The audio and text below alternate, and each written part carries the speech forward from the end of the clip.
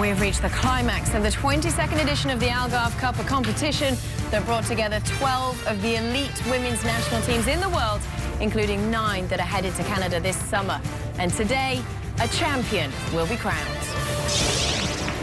For the United States, in position to lift the trophy for the 10th time, despite some unconvincing performances, but they will need to be at their best in a showdown against France.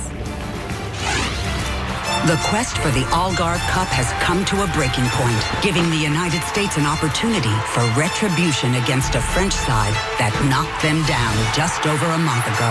I know that players like Carly Lloyd, like Abby Wambach, like Hope Solo, they want that, and they are going to do anything they possibly can to try to make that happen. The United States. That is special. Abby Wambach. Confidence, great goal by Amy Rodriguez. France. Well, they made that look easy in the end. The cross. It's a free header, and it's in for a goal. The journey to the World Cup continues with the Algarve Cup final, right here on Fox Sports. Yes, hi, welcome to the final day of Fox Sports coverage of the 2015 Algarve Cup. I'm Kate Apto, alongside a pair of former US internationals in Leslie Osborne and Alexi Lalas. Welcome to you guys. Just a massive test for the Americans today. A chance for revenge as well, isn't it? Yeah, this is a huge game. France has beaten the U.S. For so long they could outplay the U.S., but they finally did it. That's a huge weight off of their shoulders. The U.S. has never been beat twice in a row. They have to beat France. This is their last opportunity in game going into Vancouver. For preparation, confidence, momentum, everything, the U.S. has to find a way to win this game. This game today, the reason why you watch this game today, for me, is it's a referendum on Coach Jill Ellis right now. Under a lot of pressure, some people questioning decisions that she has made. And when you put it in the context of what happened last month, the 2-0 loss to France, not just a loss, an absolute annihilation, especially in the midfield. We judge coaches on their ability to adjust and to fix problems. Today, when you watch this game, Jill Ellis has to find a way to fix that problem, especially in the midfield, as it relates to what's going to happen this summer and her future. All right, well, Alexi mentioning that loss, let's just remind ourselves, the US opening their 2015 slate with that loss to France. This is the last time the two met, just a month ago then. Let's take a look at how it went. 2 goals from the French side in this one, and they came within just a minute of each other. That's how quickly this one was over. Eugenie Le Sommer with a header there for the first goal. She, by the way, has scored in each of the Algarve Cup matches in her group, so definitely watch out for her today. A big player for France. Then 60 seconds later, they made it 2-0. Jessica Ouara, it's actually a cross. Ends up in the back of the net, though. Disheartening result, that one, for the US. 2-0, they lose the game. So then the US and France, they advance to this final by virtue of being the 2 best group winners. Here's how it ended. The Americans finished with 7 points, good enough to top their section and place above Group A winners. Sweden, will it be good enough against France, though? France, they have been the most impressive team. 3 wins out of 3. Well, France ranked number 3 in the world today. They line up like this. Looks intimidating, doesn't it, Leslie? Yes, it does. 4-4-2 for the French. Bouhadi in goal. She's this huge asset to this team and playing very confident. With Renard out, Deloney is the captain and leader of this team and will keep their backline organized. And watch out for number 6, Henri. She's the engine of this team, super well-rounded, loves to go box to box, and she will connect a lot with playmaker number 10, Camille Abley. And watch out for number 9, Lourdes Samir. She is playing with so much confidence, loves to roam inside and out, good in there, and makes dangerous runs. And don't forget number 17, Teeny. She's the true goal scorer, loves the ball at her feet and combining with her midfielders. All right, let's take a look at the US side. Alexi, what do you make of Jill Ellis' choice for her starting line? Well, you got Hope Solo coming back, not missing a beat with 2 clean sheets in a row. And then Julie Johnston, 3rd start, 22 years old, continues to impress, filling in for the injured Rampone. And then Lauren Holiday and Morgan Bryan in that quasi-defensive, attacking type of role in the midfield. We'll talk more about them later on. And then up top, Amy Rodriguez gets her first start alongside Alex Morgan. Both scored earlier in the tournament against Switzerland. Okay, well, they are certainly. Well, US manager Jill Ellis is kind enough to join us. Good to see you, Jill. Coach, can you talk a bit about the play of your backline in this tournament? Well, it's been good. I mean, we've been forced to sort of mix it up a little bit because of injuries with Rampone and then Engen getting hurt. But, you know, Johnson has stepped in. We want to make sure we have depth at the outside back position. So Krieger and Klingenberg, O'Hara, I think all those players have done very well for us, and you know we now have hope back in our back line, and so her being comfortable with these players is obviously important. But so far we've done very well. And what do you think has changed with your team since the last meeting with France? Well, I think a lot of things in all facets. You know, it's really about progressing. You know, we've had players join us that weren't with us on that trip. 3 players back in, so certainly bringing personnel in. But I think in terms of our play, in terms of our performances, you know, the fitness piece is a building process. I think we're further along in that. I think defensively, I think we've been able to learn some things and tighten some things up since then. And certainly, I think in the attack, it's really about getting in a rhythm in the final third. And I think we're creating more chances and still learning more about ourselves. They're highly rated right now, aren't they? What do you think makes France one of the favourites to win the World Cup this time around?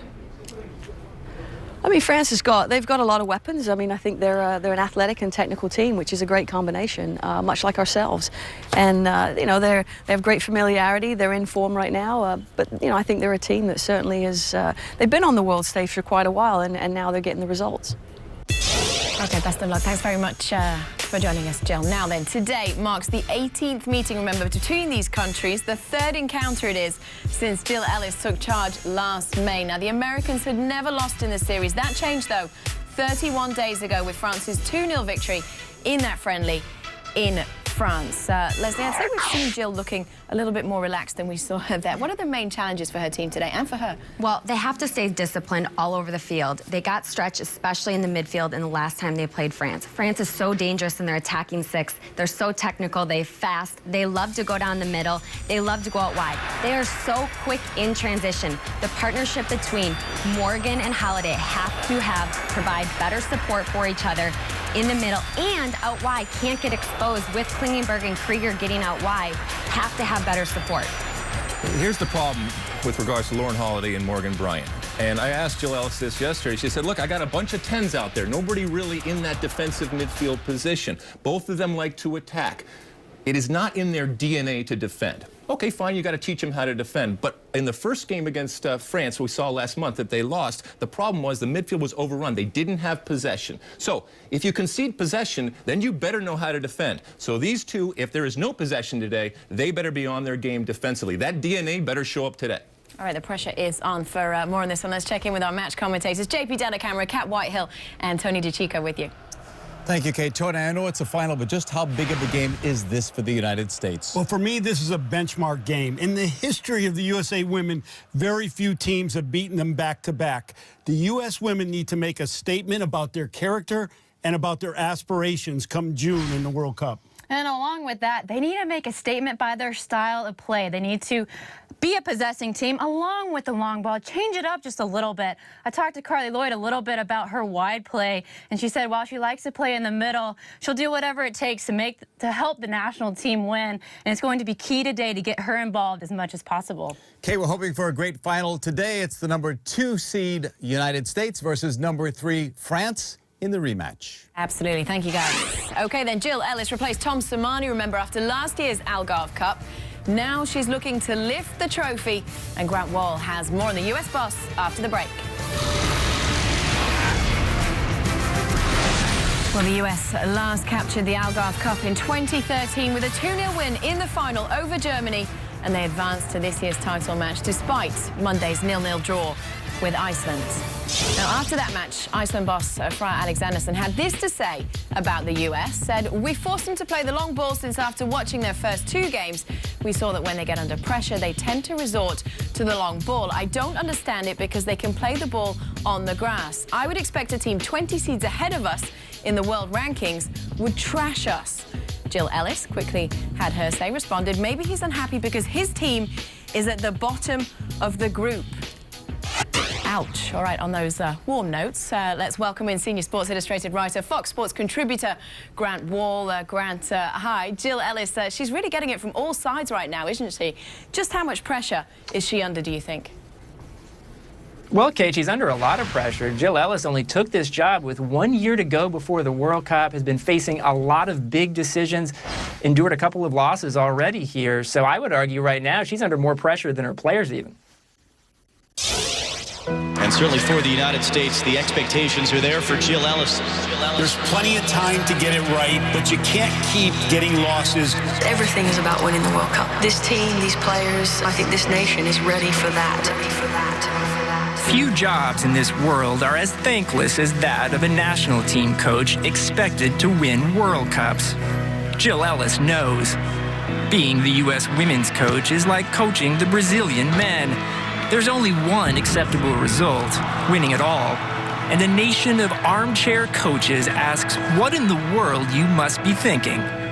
Why is Carly Lloyd playing out wide? Why isn't Lauren Holiday higher up the field? Why on earth doesn't she use a pure defensive midfielder? For Ellis, it's all part of the job. She knew it wouldn't be easy replacing the fired Tom Sermanni just 12 months before the World Cup. At her first team meeting, she posted a quote, "Even if you're on the right track, if you sit still, you'll get run over." The pressure had only increased heading into the Algarve Cup after U.S. losses to Brazil and France. By reaching the final, Ellis has quieted some of those armchair coaches, but you're only one loss away from an uproar when you're expected to win World Cups. But here's the thing, Ellis wants that pressure. The best coaches all do. When she was a finalist for the U.S. position, Ellis told herself, "God, I really want this job." The reason is simple.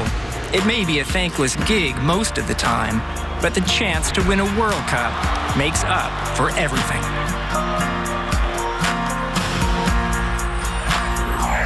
And the pressure is on Ellis, hoping to lead the US to a third World Cup crown. Grant, what is going to be her most important decision this summer? Well, for me, it's the question of if you have to win a game, do you start Abby Wambach or do you bring her off the bench? We're seeing today in the final that Wambach is not starting, but most of the players I spoke to when I was in Portugal recently, I asked them that question. They thought Wambach would start a World Cup final, so that's going to be a big one for Ellis the rest of the way. All right, always good to see you. Thanks very much, Grant. So then Jill Ellis really is under scrutiny since being named the boss last May. Leslie, how well has she done, do you think, to cope with that pressure? You said earlier when we were talking that she just doesn't get ruffled. Yeah, she seems pretty confident, although she is under a lot of pressure. She's only been with this team for a year. However, she's very familiar with the team. Time is winding down. In qualifiers, they played against bunker teams. They didn't have a lot of great chemistry. They kept talking about the Algarve. She kept saying, I'm going to have my lineup. I'm going to have my players. We're going to be playing very good at the Algarve. Well, today's the final. Today's the last opportunity to gain that momentum and confidence going into Vancouver. So you know she's under pressure. If she wants the pressure and she welcomes the pressure, fine. I'm here. I'm here to help. Given the resources, the talent, and the culture, if Jill Ellis and this team this summer does not win the World Cup, it is a failure, and a failure that dates back to, well, post-1999, as we've talked about right now. This is a team that certainly can do it, and that's her job. And as I said before, if it doesn't happen, people are going to look to her and say, why did you do this? Why did you do that? But as Grant Wall said, this is the way that we view our women's national team in the United States, in the same way that you view Brazil. Sometimes it lacks perspective, but guess what? That's the gig. She took it. I think she can come out of this summer sitting pretty with a World Cup. All right, well, let's see. Alexi Lalas piling on the pressure. Now then, Ellis's first match as permanent boss was a 1-0 friendly win over France. Remember that one? That was last June. Today, she is looking to claim silverware against the same opponent. The US has prevailed in its last 3 final appearances in this tournament, with the last defeat coming to Sweden on penalties back in 2009. Kickoff is just minutes away. Well, FIFA has announced that at next week's Executive Committee meeting, they will name the host for the 2019 Women's World Cup. Other items on the agenda include choosing dates for the 2022 men's tournament and outlining the bidding process for 2026. Well, the Americans got the better of France in the 2011 World Cup semis. Now the two countries meet in preparation for this summer's tournament. Walkouts and kickoff are next.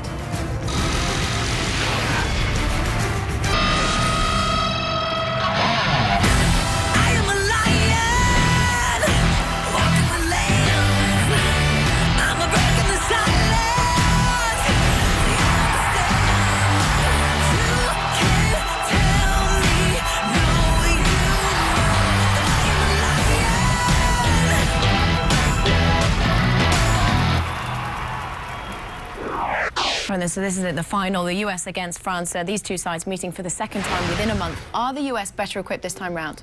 They are. They've had a month to regroup, figure out what they need to do against this French team. I believe they have to stay more compact. The partnerships between Holiday and Bryant. Also, Lloyd and Megan Klingenberg on the side, and Press and Krieger have to stay more disciplined. France is so good technically that they will go at the U.S. down the middle and have the ability to go out wide and serve balls in the box. Yeah, that midfield, that's where it's going to happen. If they concede possession, fine, and you got to be able to defend. All right, then kickoff just moments away. We're just waiting for those national anthems to start. Let's listen in.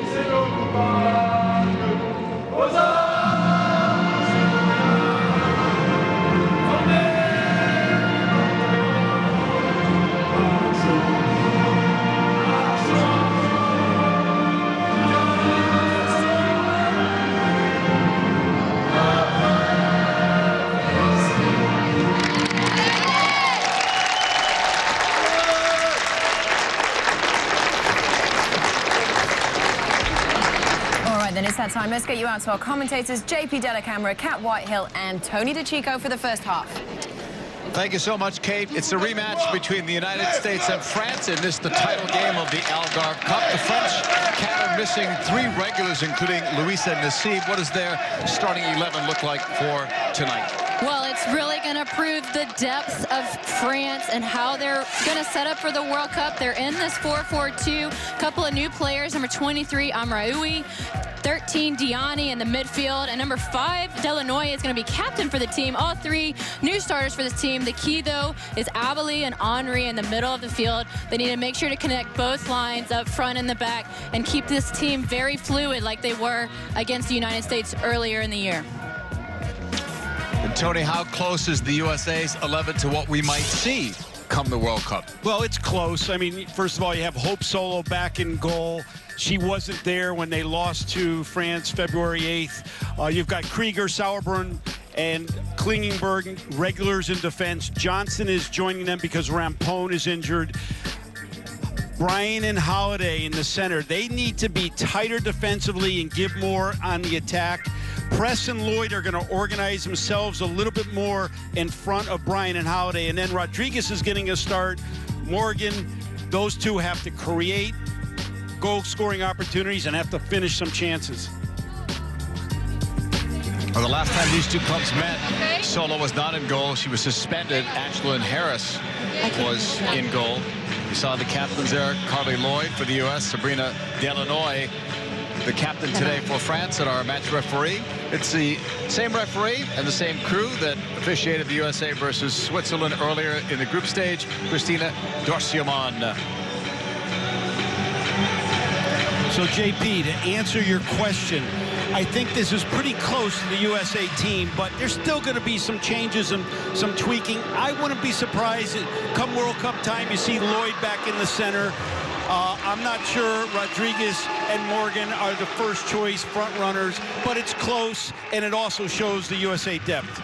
Two different looking huddles, the French arm in arm, more quiet. Abby Wambach, even though she's not starting Cat, was the one leading the charge in that USA more animated huddle. Well, she's always been that player. She's an inspiration to a lot of people by her words and her actions, and you want to hear from someone like Abby Wambach, who has the experience of being in this final game and of someone that's not accustomed to losing to a top team back-to-back. And I know that right now she wants to get her team pumped up so they're ready to play and they can go beat this France squad. Kat, you've played on some big-time USA teams. What was it like when you had an opponent that beat you the previous game? You never forget it. You remember it as long as it takes. I remember in 2003 we lost to Germany in the semifinal of the World Cup, and it took a whole nother year to play them in the semifinal of the Olympics, but I never forgot that for a whole year, and it was our goal when we went out onto that field to win. And how about you as a coach? I mean, you just have to think the whole time something has to change a little bit to beat them. Yeah, you don't forget. You never forget. You try to figure out what you did wrong the first time and try to, but, you know, luckily the teams that I coached, they wanted it probably more than I did, and it's important that we see that from the USA in this game. Moment of silence, and the French players wearing black armbands in honor of 3 French athletes who died in a helicopter crash so tragically in Argentina earlier in the week.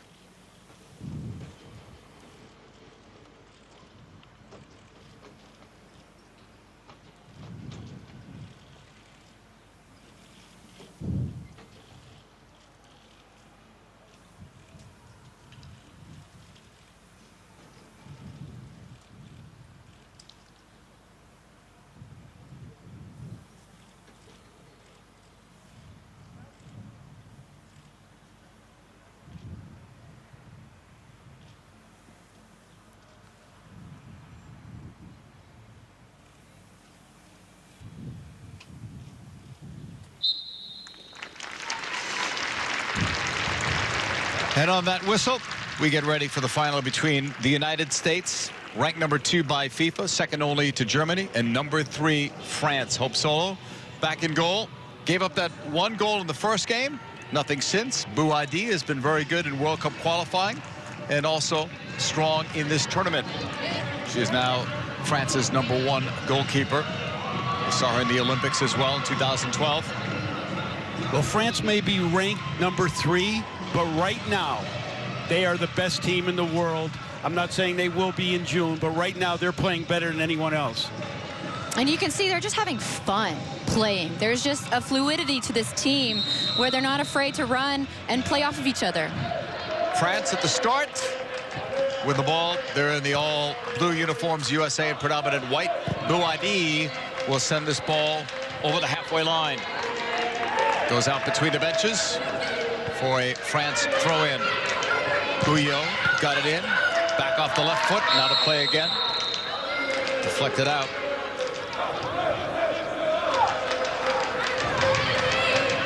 In the collision with Carly Lloyd. Bouillot, one of the many players on this team. He's played in the last World Cup and Olympics. Carly Lloyd just got spoken to by the match referee, Dorsiaman. Bouillot will take the free kick from just over the halfway line towards the box and right outside of it. It's settled. I mean, he couldn't get anything going toward goal. Out for another throw-in.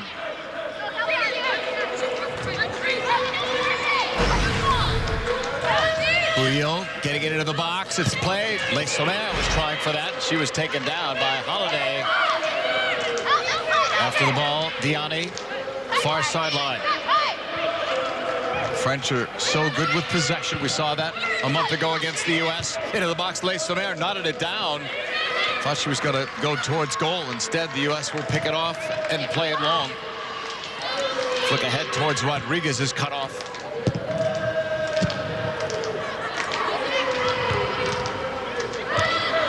Back and forth they go. France settling. Yanni. Out wide for this cross into the box. Given right up to the middle. Not a good place for the clearance. Rodriguez tapped away from her. U.S. scrambling to get it. But so far in the last couple of times France has been in the attacking third, the defense has been a lot better for the United States, and it's a definite handball from Amy Rodriguez there, which is why France gets the free kick. But I like the discipline. The back four seem to be right in line with each other. And there's a little bit more bite in the USA tackles. Holiday had a really good tackle right on the top of the 18 when Lesamere was trying to get a shot off. That's important for the USA. Abili on a long distance free kick.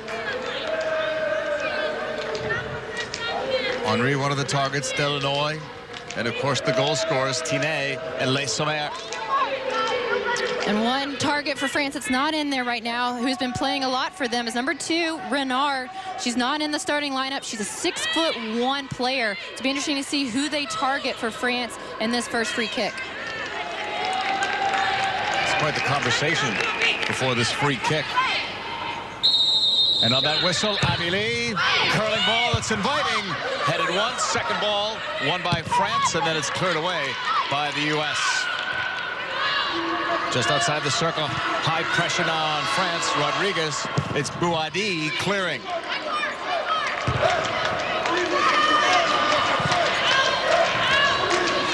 Settled by Bouillon. I'd like to see the U.S. go out and pressure them a little bit.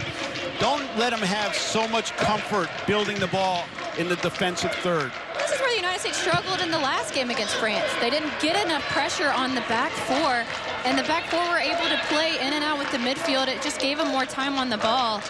And what the U.S. is so good at is pressing and that counterattack. And so far, it looks like the U.S. is dropping off just a bit too much. Yeah, you're a center back. The worst thing you wanted was somebody always on you every time you got the ball. And unfortunately, I see that USA forward line doing a little bit of that. France in the attacking third. Abili tried to spread it out wide. Disrupted there by the U.S. Klingenberg putting on some pressure. It's deflected out for a throw-in. Last touch by Diani. The French are very good at possession in the final third.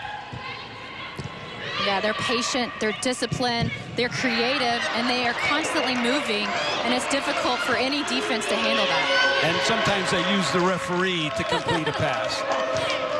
Lloyd moving it ahead into the circle. The U.S. trying to get numbers forward, but the French are back well defending. They give that ball away in the end. Hopeful ball towards the flank. Dealt with by France, out for a throw-in. Now, sometimes the U.S. is criticized for long ball. I think that was a good decision by Julie Johnson. Let's get the ball in the other team's attacking defensive third, in our attacking third. Right back, Ellie Krieger with that throw-in. It's going to be cleared away. It was intended for Rodriguez. Brought back down in the middle of the field. Out wide, it's played back to goal. The referee's coming over again for another conversation. And a call against Uara. We'll have to look at this one. It looked like shoulder to shoulder, maybe a little arm to shoulder. To me, that's not a foul, but the referee's going to call it tight. Looks like she did get a little bit of an extension, which is why she called it. And you're right, I agree. I think that's a no call. The U.S. could benefit, though, from this free kick. Lauren Holiday will take it.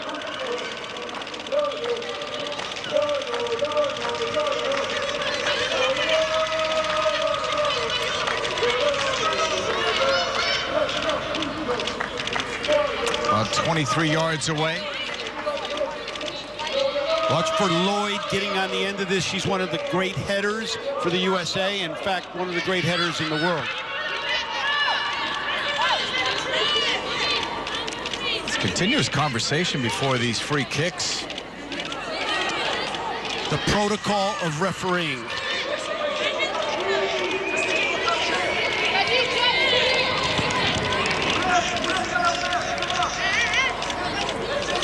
Long time with this free kick for Holiday. She'll strike it, serving it, it's headed home. The U.S. has scored, and they'll take the lead. Julie Johnston. Looked like she was the one that got to it in the 7th minute. And I just love seeing her grin. This was a fantastic ball from Lauren Holiday. Wide open is Julie Johnston, and all she had to do was flick it on because the ball was so perfectly placed. Yeah, good ball by Holiday, poor defending by France, but let me say, this is important for the USA to get ahead.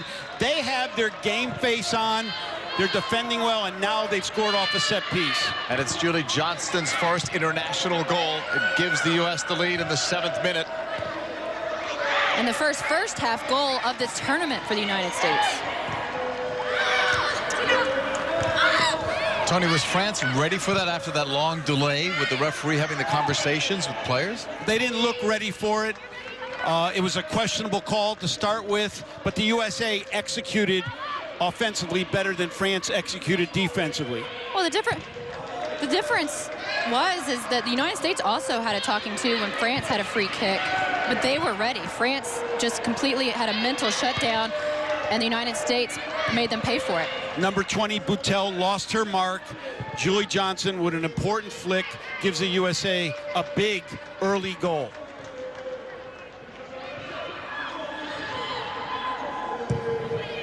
Switched long by Amroui. Lesemer kept it in, apparently. On this left side, Bouillot leaves it. Henry holding, driving it into the box. Solo right there to grab it.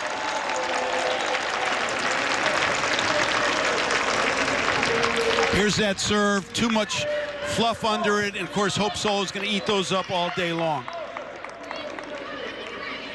France needed a slashing runner to the near post to get into Hope Solo's way. And there's only one runner in the box, and that's going to be so easy for Hope Solo to handle. The French conceded the first goal in their last group stage match against Japan on Monday. Then they responded by scoring the next 3. We'll see how they react to this early goal from Julie Johnston of the U.S. Holiday chased back by Tiné. Cleared it out. Yeah, bad choice by Lauren Holiday. She had an easy pass to Sauerbrunn. She was a little bit off balance. Take the easy option.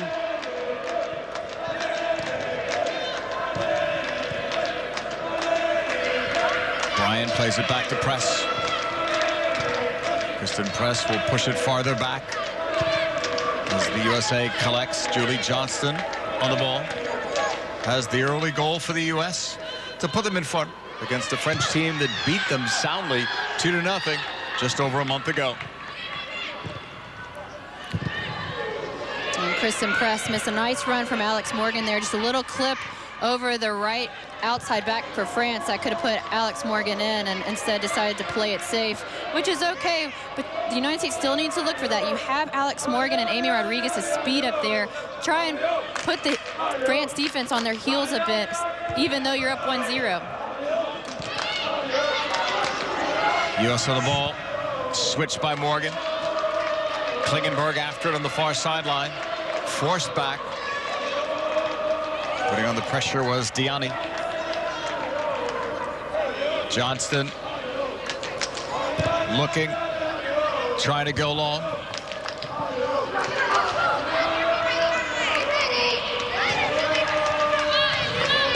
Amroui sending it across.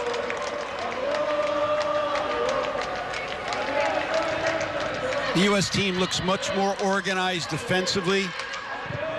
I'd like to see him keep possession here. Julie Johnston's long serve that time, I think, was unnecessary. But good start by the USA. Well, the United States looks completely different, but so does France. They have a lot of new players in there that did not play in the game where France won 2-0. And it's going to be interesting to see you know, how France reacts to this with their younger players getting some looks, some players that don't get as much, and if the U.S. can capitalize on the lack of experience from this France starting 11. Morgan Bryant tried to deliver that one to the attacking press. It was blocked by Delanoy.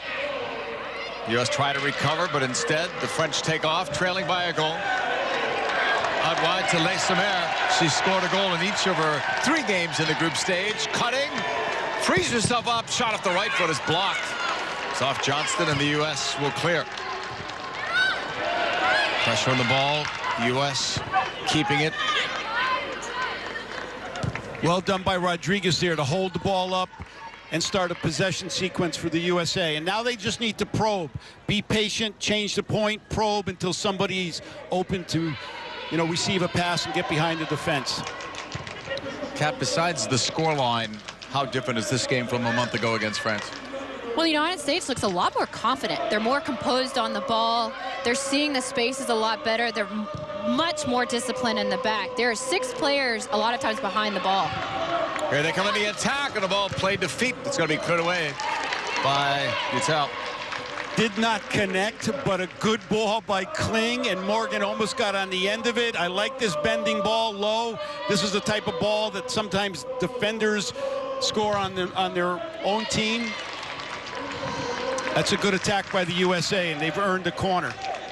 And one thing the United States struggled in the last game was the flank play, and with Klingenberg getting up like that, and Krieger as well doing a nice job in this tournament of getting up the flank, they're doing a nice job of getting it wide and being a little bit more creative on that side of the ball. Corner kick for Lauren Holiday.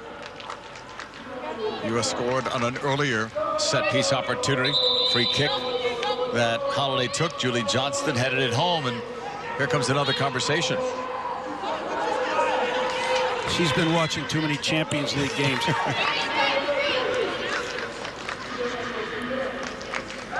I'd like to see this driven hard.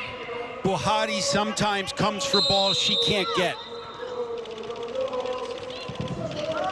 Holiday played it out. Quick one by Morgan, flicked away. Buhati is after it. Left her goal for the moment. In the battle with Bryant, it goes out for a goal kick. Let's bring in Dr. Joe Macknick. Dr. Joe, what's up with all of these conversations with our referee on set-piece opportunities? Well, the game has settled down, JP, but the referee seems to still be a little nervous with this big challenge of the championship match. She's obviously been told that she needed to improve her communication with the players and be more proactive, making sure things don't happen on the field. The overexcitement that she has exhibited even put her in bad position when she got hit by the ball being in a passing lane. She needs to settle down. Thank you, Dr. Joe. Lloyd will push it back to Krieger. France will chase it. Johnston. Long ball that was won by the U.S., but that second ball is cleared by the French. And then the foul.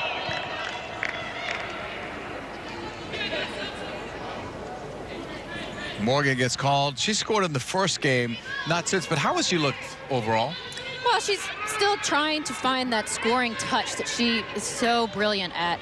I like what she's improved. Every game I've seen so far, she's improved. She's improved with her shot. It seems to be more confident. Her runs are a bit better. Sometimes she still gets a bit lost, but the more games she plays, the more she's going to find that scoring touch. I don't think this system helps her. This 1-4-2-2-2. There's more bodies in front of her which block up passing lanes. She wants flank players to beat players and find her in the box. That just isn't happening. Ball is given right back. Abby Lee bumped by Johnston in the box.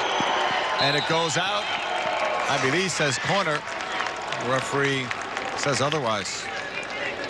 Well, it's a poor clear from Klingenberg. Abeli is able to get it, and Johnston needs to be very careful there. She does use her shoulder well, but it's still pretty far away from the ball, and that could be called for obstruction. Yeah, I think she handled it like a veteran defender. Not bad. She scored a goal. She's shielded one over the end line to give her team a goal kick. Good start for Julie Johnston. Yeah, that's a lot of confidence in the penalty box to use that shoulder. You can't make a mistake. You're right, Kat. Uyo pressed there. Played it upfield. So I like the front runners went in and pressed. Amy Rodriguez went in and pressed, but now the midfield has to join them, so it's not an easy pass to get out. Exactly. That's where the United States has to get on the same page. They're staying in front of their back four, the midfield is, but they're not connecting well with the front two. And that's where, when you get into the World Cup, that's what everything has to click. And that's how the United States will win, is when you kind of see there's a runner going, everybody's going at the same time. You just read each other extremely well. The U.S. will look to counter after that was picked off, and that was much too far. Yeah, I call that the not on syndrome. Sometimes things are just not on. Don't play them. You play them, you're just giving the ball to the other team. It was a good step by Holiday to win the ball.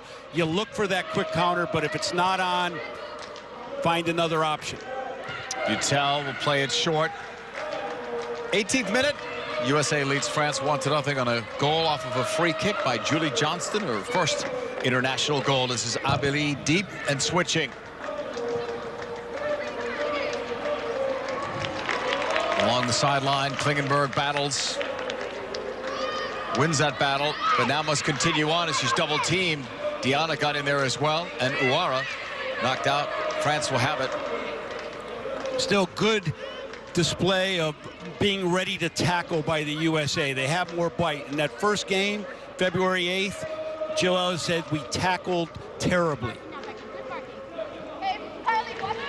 Henri battles, and the USA will get it.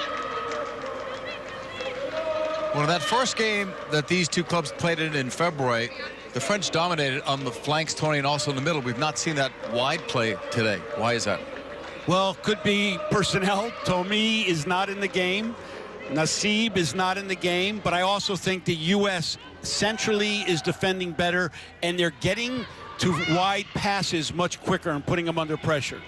We have to give credit to Jill Ellis. She made the proper adjustments defensively, and you're seeing it. I do think a lot has to do with a little bit of lack of personnel from France. You talked about Tomi. She was difficult for the United States to handle in the previous game. The ball was out of play.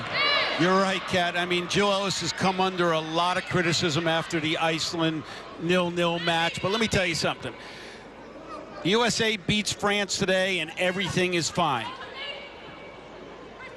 Maybe not everything, but most is fine. Johnston back of the ball. Paired centrally with Sauerbrunn.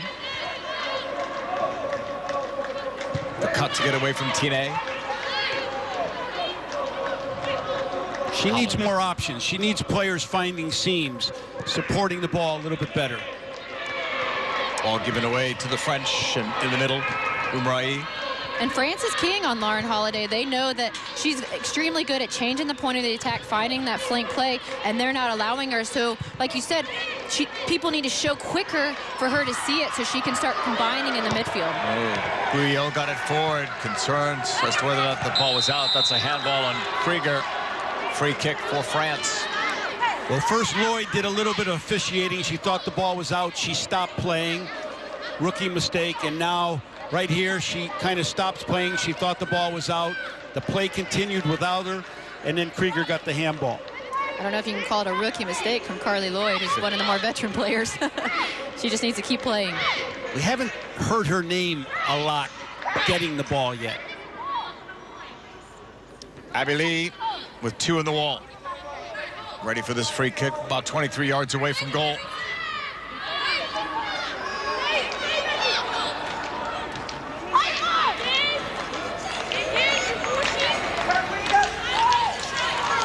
More conversations. If you put 15 people in a phone booth, there's going to be some contact. Abeli surprises everyone, including her teammate. Diana sending it forward. Poor pass picked off. Cleared by Morgan Bryan. Well, the conversation she's having is ruining the rhythm of the game for both teams. Just let the game play and let it breathe a bit and let these players just play. It's frustrating, I know, from a player's perspective, because you keep going and then either there's no calls or there's too many calls, and you want to keep the game going. Or make a call. Uara will take it to the right. Blocked there by the U.S. It was Sauerbrunn that first got to it. France will come back. Maybe something here. Quick shot from distance right at Solo. Leissemer was wide open, but not seen, apparently, by Abili. Well, I like the idea from Abili. You're right. Leissemer was wide open, and it's difficult to beat Hope Solo from this long range. You can see how easy it was for her to make the save. Tony, how has Solo looked in this tournament? Very good. She's obviously looked sharp. The goal that the U.S. conceded, maybe she could have organized a little bit better. Basically, Morgan Bryant lost her mark. Hegensberg for Norway scored the goal. But overall, she looks confident, and she looks very solid with her handling. That was the only goal she conceded in this tournament so far. And the only time that the USA trailed. Carly Lloyd scored twice, and the U.S. beat Norway. That was on opening day for the U.S. Diani takes over for France. Abili, who's seen more of the ball than anyone, probably for both teams in this first half, finds Leissemer. Left off there, picked up by Amroui. Henry. Here's some of that French possession. Abili thinking about it, chipping it in. Leissemer, and the flag went up, but that was much better from France. It was much better from France, and Abili knows that it's difficult to beat from the long range, which is why she tries the chip shot, and it does look like Leissemer was a yard or two offside. Solo will put it back into play. An incredible record. 80 shutouts in 165 games played for the United States. She has a great presence in goal. And it's a hard thing to define, but when you see it, you know it. Hope Solo has it. It's just a confidence, an arrogance almost, like, I own this space, don't come in. And when she's playing her best, you can just sense it right off of her. You know, it's funny, as a center back, I tell a lot of my goalkeepers that are behind me, I want you to have that kind of almost a cockiness, like you said, the arrogance to it, because then I can trust what you're saying, and I have no fear that you're going to cover me, and that is definitely something that Hope Solo gives you. Poor clearance out again by the French. Things that we were not seeing 1 month ago, and that Jill Ellis certainly wasn't seeing in that game. France beat the U.S. 2-0 for the first time in 17 tries. Right before that, they had a draw. And before that, a 1-0 loss. So the games have been much better, much closer. But that was a huge win for France to finally beat the U.S. And France deserved to win that game February 8th. But remember, they scored a goal on a missed cross that ended up in the back of the net. And Abby Wambach missed a penalty. But I think something that's interesting to me is France is so good with the quick passes and beating you with their skill. This is grass compared to the last game, which was on turf. And the turf really helped France in that quick speed of play. And you're not really seeing it nearly as much in this game so far. Yeah, but the USA women, they're used to playing on turf. I mean, all through their college career and so often. So I'm not sure that is a big difference, but for sure the U.S. is possessing the ball better in this game than they did. Johnston trying to lead. Krieger trying to catch up to that ball. Well defended by Butel. It's out for a goal kick. I think they're used to the turf, but I think that the turf benefited France from their style of play compared to the United States, and the United States playing catch-up the whole game. Again, pretty good possession by the USA.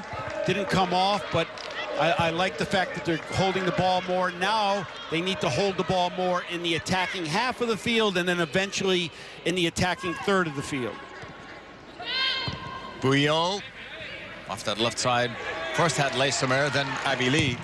Cleared by Johnston. Cleared out for a France throw-in. It's the first time that man Bergerou has coached a women's team. Had a lot of experience with the men, part of Aime Jacquet's World Cup staff back in 1998 for France.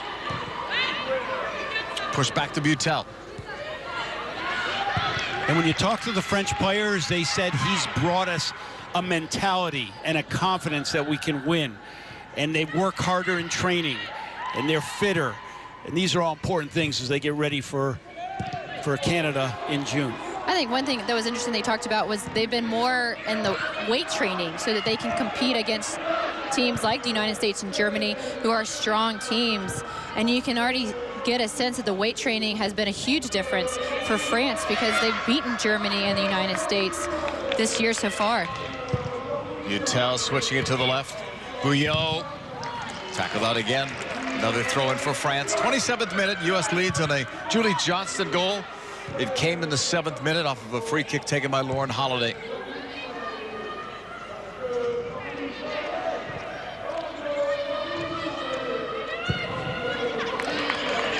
An aimless ball for France, collected. U.S. under pressure. Klingenberg releases. And the French get it back. Avili. Good work rate to win it back by the U.S. Try to keep possession under that pressure, and they do with Holiday now. Well done from Holiday, Bryan, and Lloyd in the midfield. Yeah, much better to kind of deal with the pressure and keep possession rather than just bail out with a longer ball. Holiday gave that ball away. The French can counter. Le Sommer streaking, trying to catch up to that ball, and cannot. One thing I'm seeing different from the French is Le Sommer is more oriented out on the flank than in the first game, where she was definitely one of the two in the two front. And her and Tine, number 17, haven't really connected well up front in that two system, and that's made it a lot easier for the United States to handle the French style of play. And for them to be successful, Le Sommer and Tine need to hook up. Yeah, I think they're actually playing a little bit more of a 4-3-3. U.S. counters, ball played ahead. On the run, Bouhaddi comes out, but it's already whistled down. I don't mind that, though. I think that's a good ball from press. Get it in behind. Look, she's actually onside. Here comes Bouhaddi. Sometimes she gets herself in trouble. That's a good ball, and Morgan likes those balls. She likes to duel with center backs on that type of ball. Tell me about it. You've Deal with her all the experienced time that. in that situation. Le Sommer. Good option to Bouillot. End line cross. Knocked out by Krieger for a corner. A little bit overhit. Bouillot's got to kind of sprint to catch up to it and really can't get the type of entry pass she wants into the penalty area.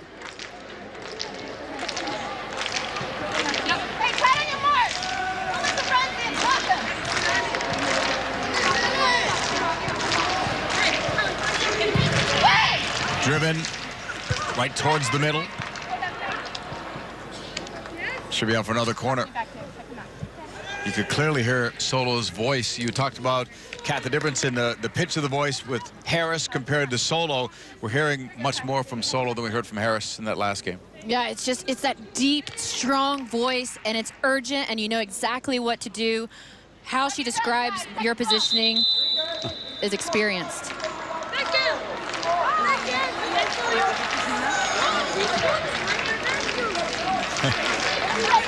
No touching. It's almost comical right now. Almost comical. Driven to the middle. Knotted down and wide. Henry had a chance to tie it.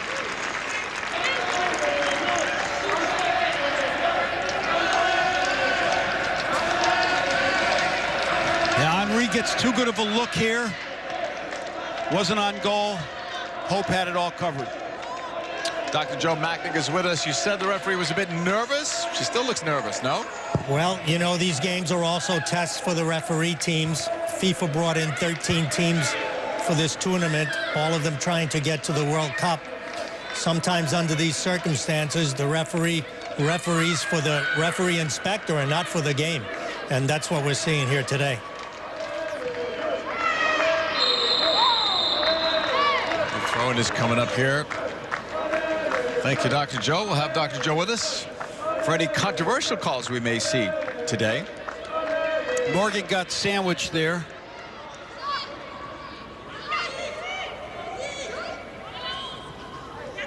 As long as it's not the left ankle, I guess people are not worried as much. That was the problem the last couple of times for Alex Morgan. Missed so much time with his team. But as long as she's ready for the World Cup, all is good.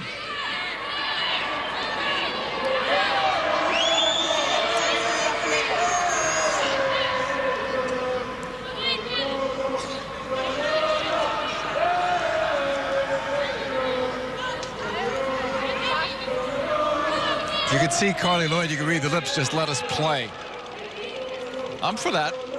I am too. It's frustrating from a player's perspective to just have these stoppages of time for no real reason. Of course there's going to be some bumping in, jockeying in. They're playing man for man there. Holiday puts it up there. Not a down wide of goal. Goal kick for Bouhaddi. This is just a bit short. Carly Lloyd's able to get ahead on it, but that's a tough distance to finish from. She did well just to get on the end of it, I think. U.S. normally good on these set pieces, but many times that's when Abby Wambach is in there, so they have to adjust when she's not in there, find other targets. Abby available on the subs bench today. Down the left side, Bouillot with a cutting ball. Les Sommer taken down. Foul is called on Morgan Bryant. And a yellow card. Oh boy. You wonder when one of those was coming out with all the conversations. Foul. Minimal contact. She gets caught on the wrong side of Les Sommer, and Les Sommer is a veteran and goes down, appeals to the referee. Referee buys it a little bit. I don't think that's yellow card worthy, though. I like the physical play from Morgan Bryant there, but that does not deserve a yellow card. No. More important here, this free kick for Abby Lee.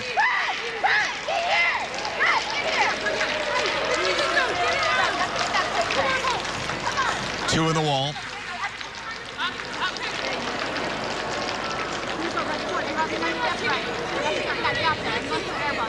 And she's organizing, but she's never taking her eyes off the ball. That's good goalkeeping. She can organize, but she needs to see the ball as much as possible.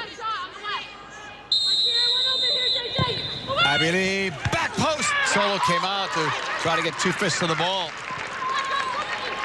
Les Sommer back with it, defended by Bryant.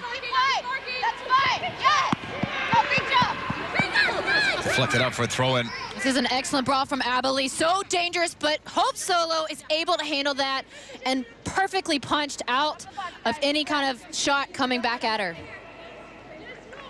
Uwara's throw in into the box. It's deflected back, cleared away. It was Rodriguez who cleared it all the way back into French territory.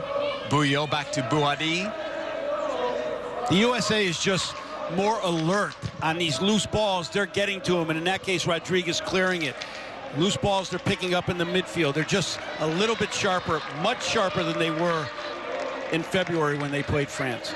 But you can tell they want it more. They're sharper and they want it more. They're winning those 50-50 balls, and when a France player does collect it, there's always a U.S. player with it, and sometimes there's two. They're double teaming, and they are just focused, and they want to win this game and redeem themselves from the last 2-0 defeat from France. Switch from Holiday. Far sideline, Klingenberg. Tapped away.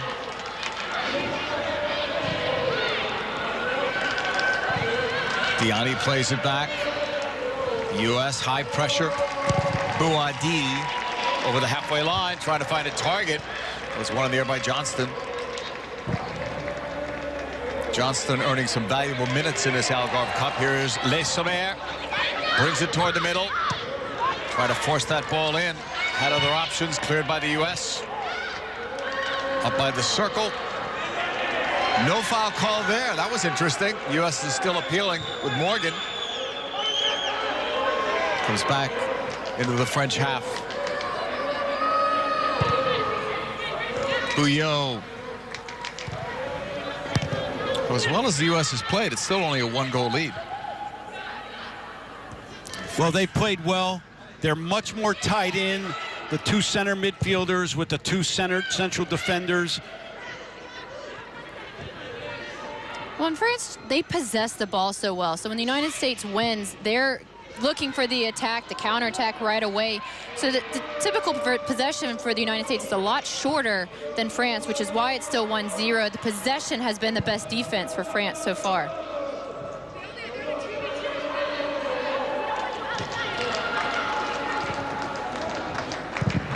Bouhaddi to Bouillon. Hey, look at Lloyd close here. Ooh. That's much, much better than the previous game, because that outside back wants to receive it, wants to look up, wants to have some time. They certainly don't want Carly Lloyd coming in hard and tackling the ball. Bouhaddi, long distance. Try to go out wide for Henry. It's cut off there. Klingenberg defends. As the French get it back, Bouillon's pass, Henry. See, that type of interception there, the tie-in from the central midfielders so that entry pass doesn't come off easily. And Morgan Bryan has done a nice job of reading those passes and intercepting them right away, not allowing the forwards of France to get any kind of looks on the ball. Samara to the middle. So right there, Press and Lloyd had a little bit of a 1-2, but Press went right back into the center instead of staying wide, where I think it would have been a more easily connection. She's good in the center, but she can really break defenses down on the flank. French pick it up. Out wide, Uara, defended by Krieger. Abili was chasing after that ball, but it's cleared away into the circle. Morgan tried to leave it off for Rodriguez. It's picked up instead by Lloyd. She continues as Morgan keeps possession. And on that far sideline, the U.S. will lose it. Now, Krieger's on the left, Klingenberg's on the right. I'm not sure if that change happened from the bench or just from the flow of play. I think it's the flow of play. They've been that way since the corner kick and haven't really had a time to change back.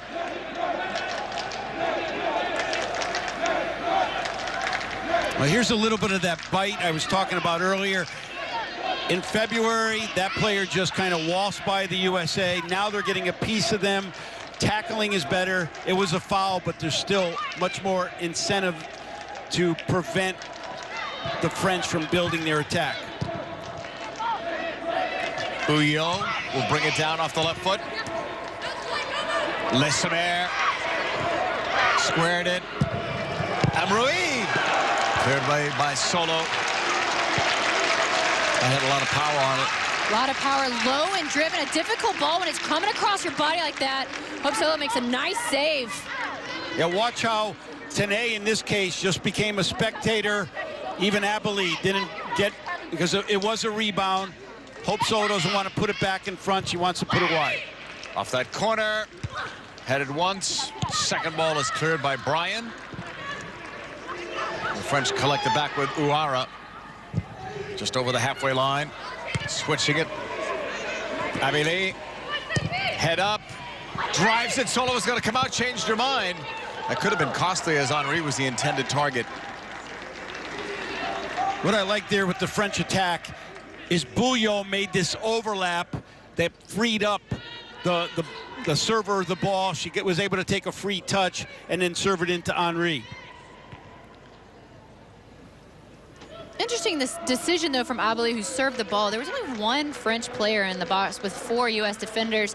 Probably would have been better to have that patience that they're known for and bring some more players into the attack. Yeah, good point. Numbers back for France, but now a step ahead, and there's the second goal. Kristen Press snuck through as the French got caught sleeping down the middle.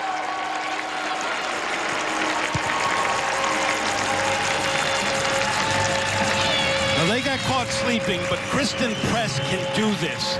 She can beat players. She picks up the ball at midfield. 1, 2, made it look easy and then just slots it. This is an excellent goal. Well, and these are two new French center backs, and their lack of speed was so evident on this play. And Kristen Press, all she had to do was look up and just easily slot the ball. She had so much space, and she has so much confidence when she's in front of the goal like that. She's just a natural goal scorer. It's her 20th international goal, and this is her 41st game, so pretty close to a goal for every 2 games in the USA jersey.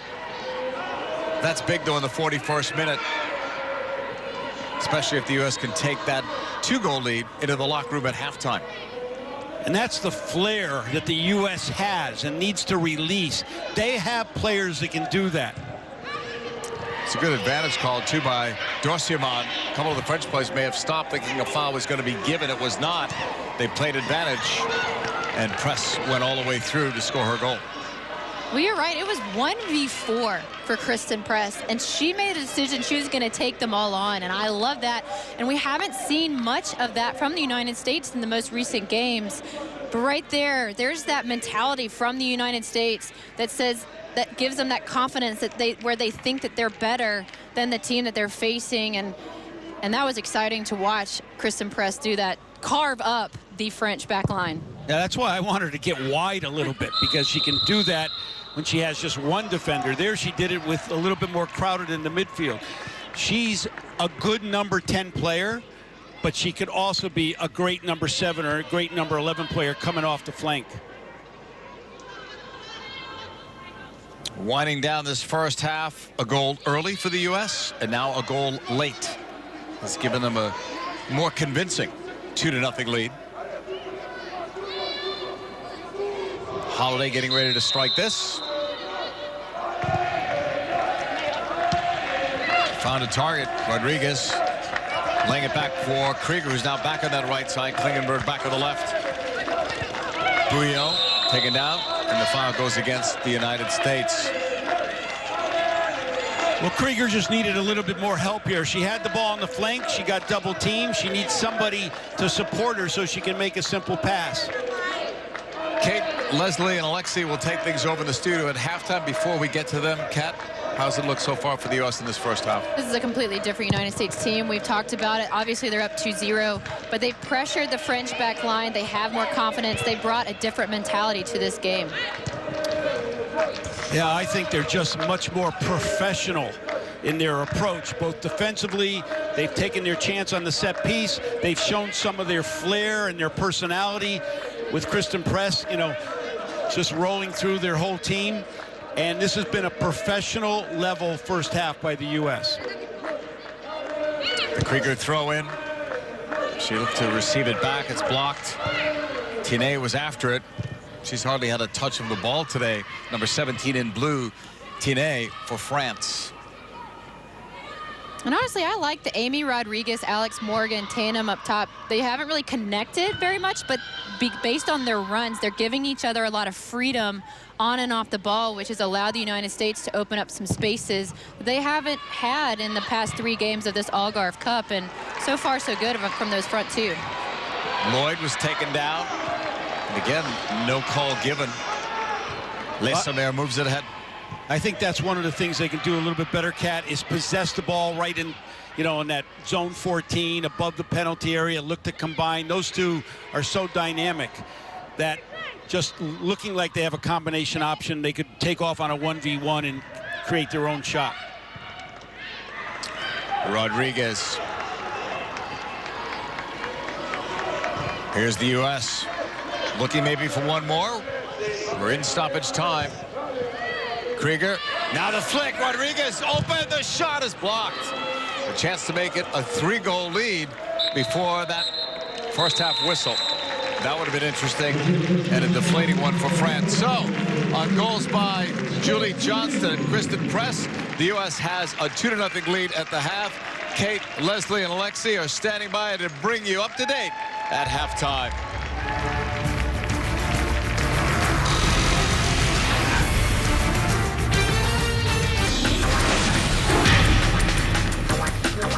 So then the U.S. 2-0 up at the break. Here now the first half highlights for you. The Americans got themselves to a great position. Julie Johnston with that finish. Oh, you know I love a set piece. Look at this. Julie Johnston getting high. Finishing off the set piece. 1-0. Things going well for the U.S. Leslie, then let's move on. What else have we got? Hope Solo. She is just so key to this team, isn't she? She's huge. And Camille Abilene, number 10, great offensive midfielder, strikes it for long. Hope Solo is going to have that every time. And again, we see again, she just comes up big at the moment that you need her, doesn't she? Yep. Bit of a big rebound there, but luckily it didn't hurt her there. Coming through a lot of bodies there, so she probably didn't see it till the end there, but she's there to make the saves. And then this second goal. How important was this goal at that time? It's huge. They started off well and they ended well. And Kristen Press taking advantage of their lack of midfield shape, using her one-on-one ability, so good on the ball and so fast, and just finishes out with complete composure. Huge goal to end the half like that. Great score at the halfway point. 2-0 up the Americans against the French team, which we had praised and said just how good they'd been in this tournament. Is this the American team that we were hoping and wanting to see, Leslie? Absolutely. It's the team that we know. They started off that half more focus, more intensity. They were high pressuring. They came with numbers. There was support all over the field. The partnership between the center backs and midfielders to outside backs, it's great. And Julie Johnston coming up big. She gets her 4th start. Shows her versatility. She is so dangerous, even in set pieces. Takes advantage of that space in front of the goalkeeper. All she has to do is just take a little bit header. She has helped herself a lot in this tournament. Lexi, you're not an easy man to please. No, I'm not. Possession-wise, I thought it was better from the U.S. Than the first game, or the game in February against France. That was good.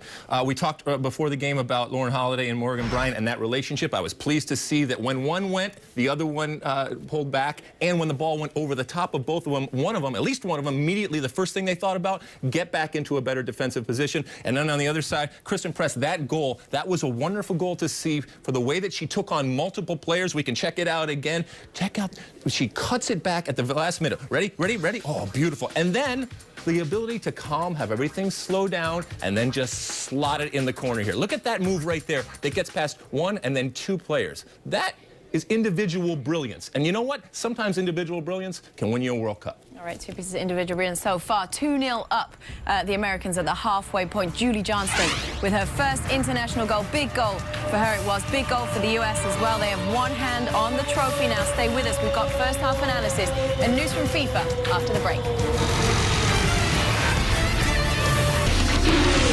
Kristen Press with a spectacular run to score her 20th international goal, and the Americans closing in on a confidence-boosting victory. The U.S. with several matches now still to play in preparation for this summer's World Cup, including a send-off series in May against the Republic of Ireland, Mexico and Korea Republic. Ticket information for those matches can be found on ussoccer.com. Now, FIFA announced today that at next week's Executive Committee meeting, they will name the host for the 2019 Women's World Cup. Other items on the agenda include choosing dates for the 2022 men's tournaments and outlining the bidding process for 2026. So the U.S. women looking to build momentum towards the 2015 World Cup in Canada. They are leading France 2-0. The second half is next.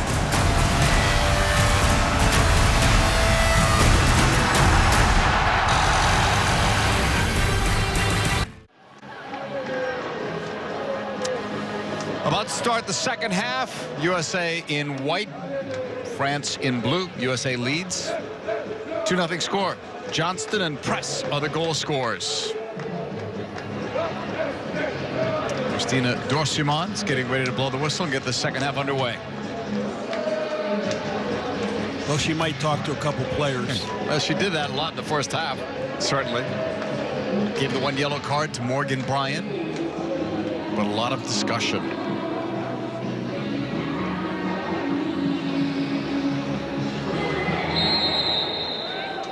Can France come back in this rematch? We'll see. You're allowed 6 subs. Does not appear to be any changes that were made at halftime as this ball comes toward the French box. Press knocks it away to the right. Lessemer will pick it up. Dropping it back. Utel. Got it to the outside. The U.S. breaking up the play. The offside flag was up. Tony, can the French come back? They can come back. They're a quality team with personality players. It'll probably help them to get. They came back against Japan with a penalty kick. A set piece might be what can get them back. But the USA, it's really about the USA this half. What is it? And, you know, 2-goal leads, it's the worst lead in soccer because 1 goal gets you back in the game, and a lot of times a team that's up. No, the worst goal is a 1-goal lead. I always hear that, 2-goal lead. From a coach's standpoint, 1 goal was much worse than 2 goals. Well, from a player's perspective, you get a bit complacent thinking, oh, I've got, you know, even though we gave up 1, we still have it, you know, in the bag. And that's why a lot of times you see teams coming back from being down 2-0. And France is one of those teams that can do it. And I agree with you. I think it is going to be a set piece and a lack of mental preparation from the United States, especially if the referee is going to keep talking. If they click out for just a split second like France did on the first goal, they could be dangerous.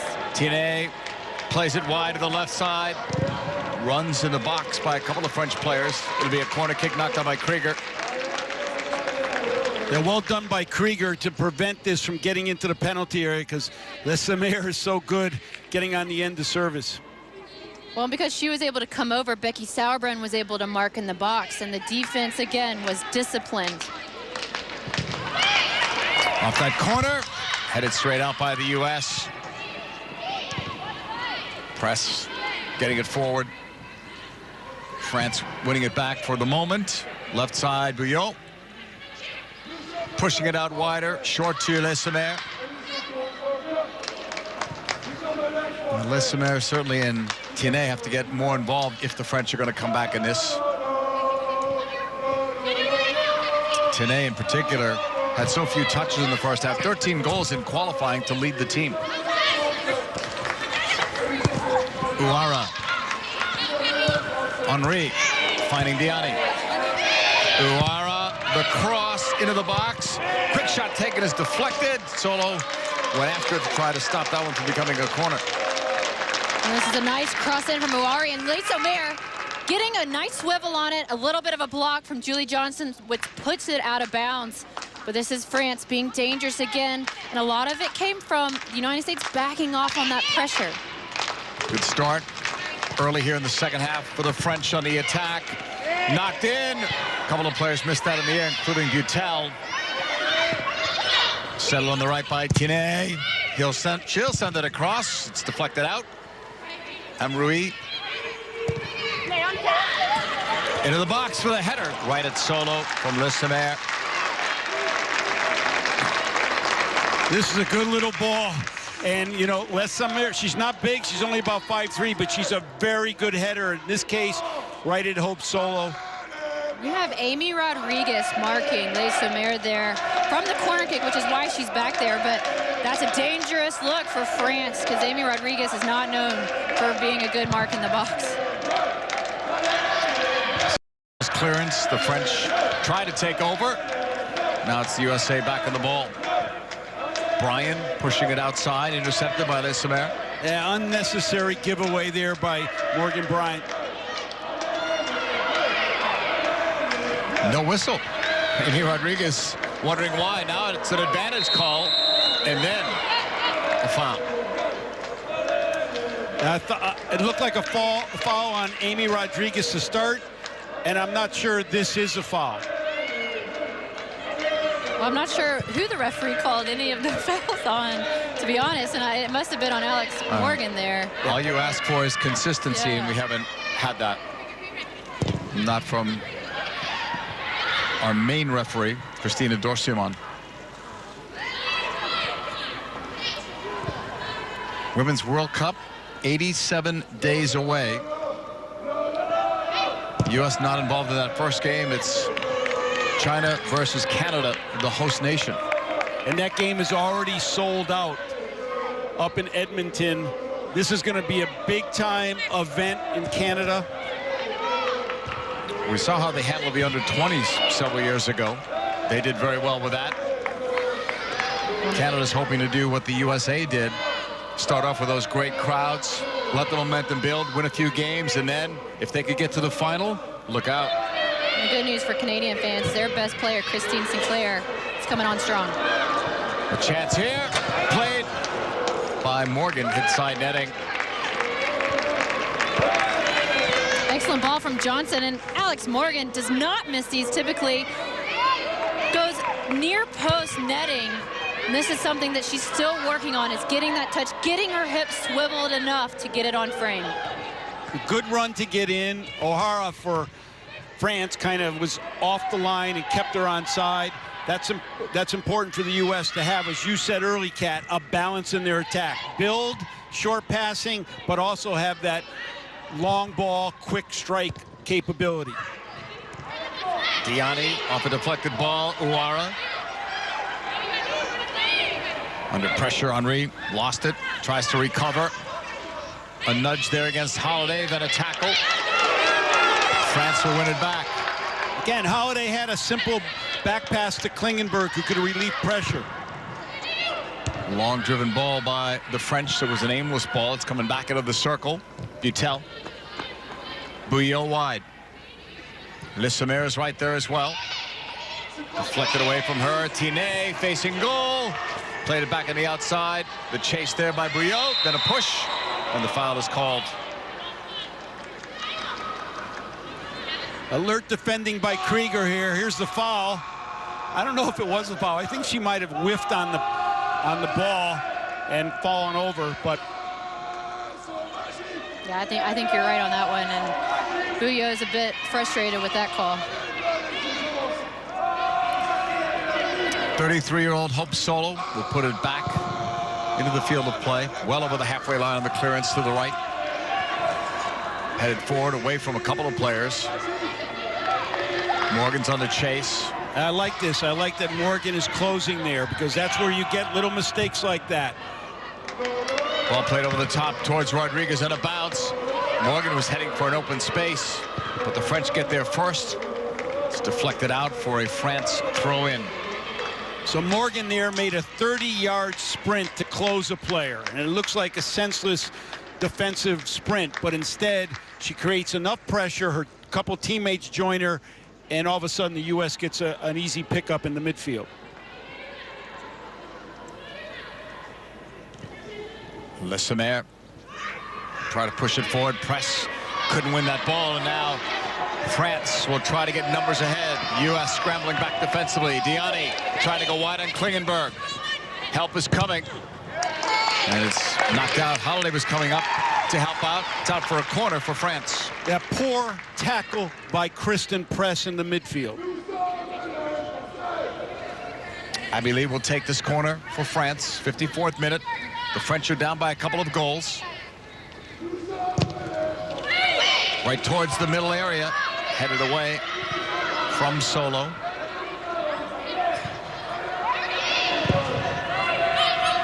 Solo should grab this ball and does easily.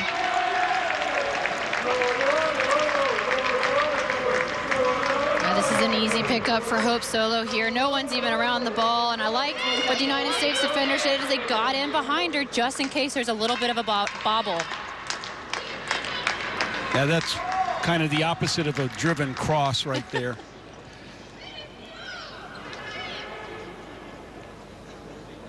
Solo, veteran of a couple of World Cups, sends it forward.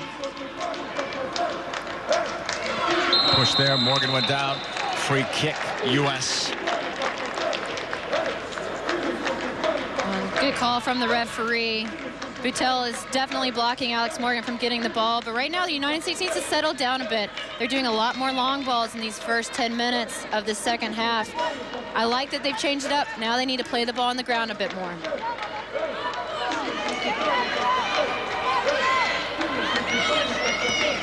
Lauren Holiday gets ready to take this free kick, her 120th appearance for her country. Drives it in low. Headed in wide, but last headed out by France. Should be a corner. Off of Henry. Clearly a corner. And that's good refereeing. They got it right.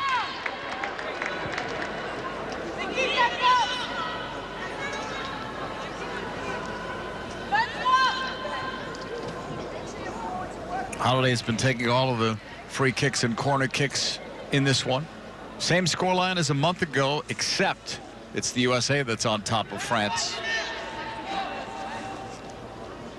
And of course, Lloyd's a big-time target on these set pieces, and I guess Julie Johnston is too, right, Kat? Exactly, after a goal. Driven out towards the edge of the box. Knotted down and then cleared away by Butel. Sent back in. Down this left flank. Holiday, who took that corner, has it cleared away. Going to go out for a USA throw-in.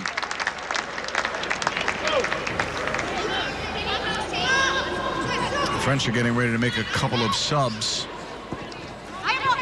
Someone's knocked out of play again. And it's ruled a throw-in for France. Don't know for sure who's coming up. We're told Dali and Labaguez. We're up by the fourth official. Tine after it, won by Morgan Bryant. Bryant with a couple of cuts, lays it off. Klingenberg. I think with those two players coming in for France, it's been more of a 4-3-3 for them. When they come in, they'll be more in place in the midfield most likely, and Leismer will probably go up into a two-front with Tine, and they need to connect more to beat the United States defense. Sauerbrunn. And this is good by the USA. Keep the ball. You're up 2 goals. You don't need to rush it. Bouillot will just blast that one out. It was intended for Krieger on the right. That's even a little bit impatient for me. Keep the ball, make them have to come out and play and find the openings based on spreading the game. We are going to see the changes made now for France. 7 and 11 are in. One player coming out is Ambrui. Well, this will change the game with these subs. 2 young players. Dali's 23. Labaguez is 20. And Diani is the other player that's coming out. So 2 changes for the French. None so far for the United States, who lead by a 2-0 score. I really like this number 7, Dali. She's a player who will take on and, run at defenders.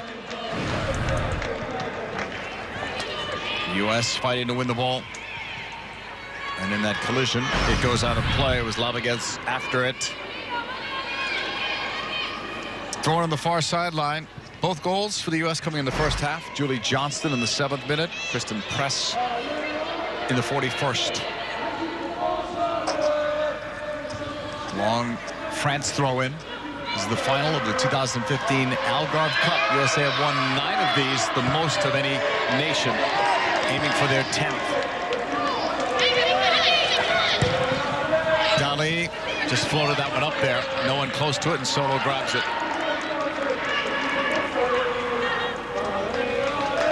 Well, the French attack looks a little bit off, but I'm going to give credit to the USA urgency on defense to get numbers back, to close, and to make sure they're marking in the box. And those were things that they didn't do the last time they played France. It looks like Morgan Bryant and Lauren Holiday have a much better connection. They're communicating more. One is staying, one is going. So there's always 5 back there for the United States.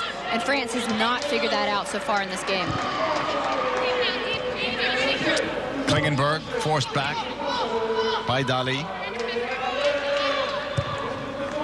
Most of the players on this French team come from the top 4 clubs in France. 8 of them from Paris Saint-Germain. Lyon also well represented. In the circle, the French will move it outside to the fresh legs of Dali. Intended for Henry. Throw in for France. That was Sauerbrunn with the effort, extra effort. It was a great read from Becky Sauerbrunn. She knew her pace compared to the player's pace and just beat her to the end line and was able to get the ball, and probably could have been a foul as well.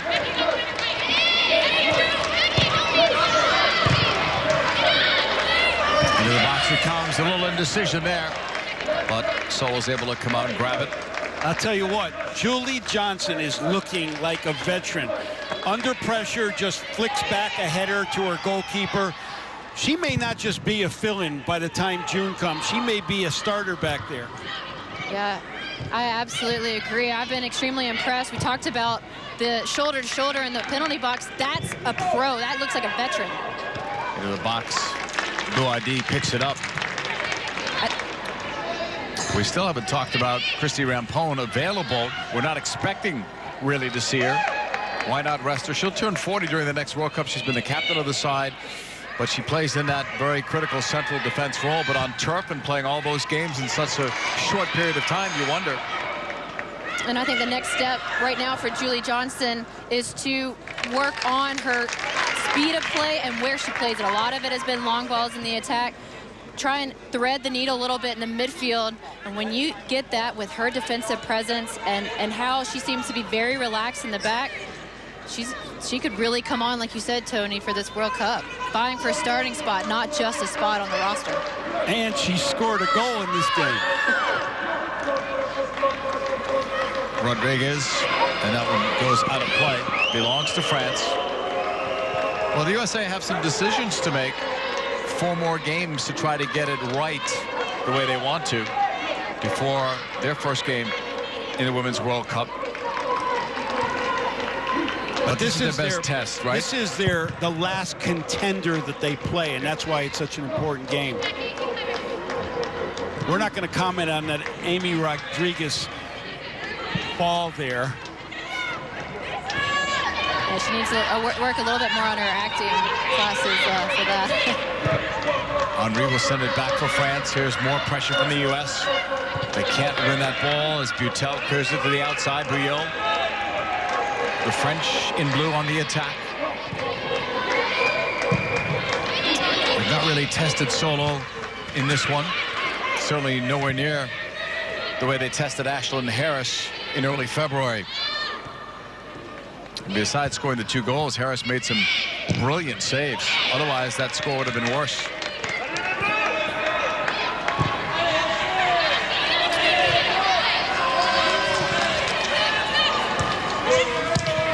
Luara couldn't get that ball through. Really good defending by Sauerbrunn there. One at the back and then played back as Morgan takes down Butel. And she gets called for the foul in the 64th minute.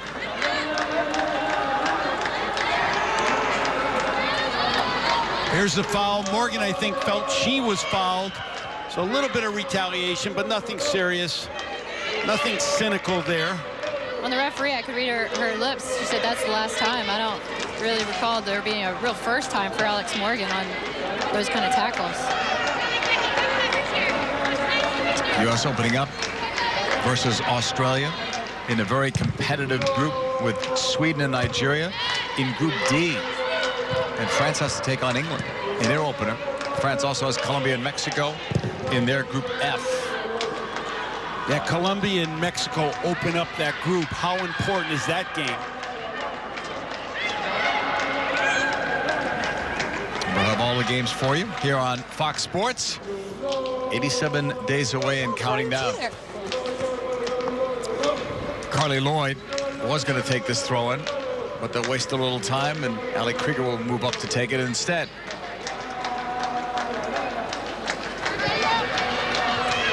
Some holding going on. Morgan.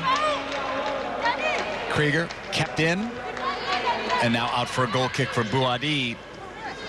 Now, this is a tough tournament, the Algarve Cup. Besides, between your second game and your third game, you only have 1 day of rest. And it looks to me like France is struggling more than the United States. And you can see with the United States utilizing their depth throughout the whole tournament, they just have a little bit more spark to their step, and France just seems to be tripping out of bounds like you saw with Butel and letting the ball play. And the United States just keeps bringing it to France, and France can't figure anything out so far. I think that might be the difference between playing Iceland in your third game and playing Japan in your third game, as France had to. And then obviously going behind in that game and then having to extend themselves to win. Holiday for the U.S. will play it back to Krieger. This is good. Make them chase the ball. Bryan's pass. Holiday deeper. Farther back it goes to Solo. And Sauerbrunn instructs her solo to play long, and she does. On a bounce, Rodriguez tried to head it forward, and Morgan, she almost got to that ball. Ball is picked up, maybe a chance here. Quick one for Lloyd over the bar. Well, Amy Rodriguez just misses Alex Morgan, but Morgan does a nice job on defense to force a poor clearance. And here Carly Lloyd, where she is the best, long range, and puts it over the bar. Yeah, that's where she wants the ball, right there. She just wants it on that right foot rather than that left foot. And she's so good hitting balls with both feet in that space. Carly Lloyd is the best goal-scoring midfielder in the world. Which is why she needs to be in the center and get more opportunities like that. Put her in the center. She hasn't touched the ball a lot in this game. Yep. France will push it back. Played it in the middle from Abby Lee, who has really disappeared in the second half. Had a very active first half for France. Into the box it comes. Wide. Dali almost got to that. Good late reaction from Klingenberg to clear it out. And that's a sign of fatigue from France. They just don't have numbers in the box to contend with that excellent cross. Told the USA is going to make their first substitution. Kelly O'Hara is going to be coming into the game for Amy Rodriguez. So how will that change things, Tony, from a tactical standpoint? Well, there's a couple things. Kelly O'Hara was a tremendous forward. When I coached her with the U20 national team, she was my leading scorer up through qualification. So she may go on to a wing position. You may see press come in, push press up to the center forward position along with Morgan. And that's, I think, would be the change. Or she might go up top with Morgan. Abby Lee's corner. Good shot over the bar. Golden opportunity for Laviguez. Yeah, this is a pretty good opportunity. It's not cleared well. Laviguez jumps on it, puts it over the top.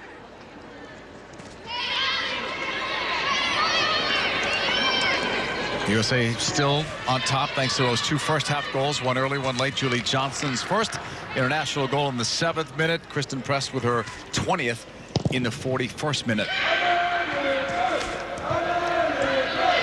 It's nice to have a player, though, like Kelly O'Hara. You can see Press is up top. So O'Hara now played right back against Iceland, but now is playing flank winger against France.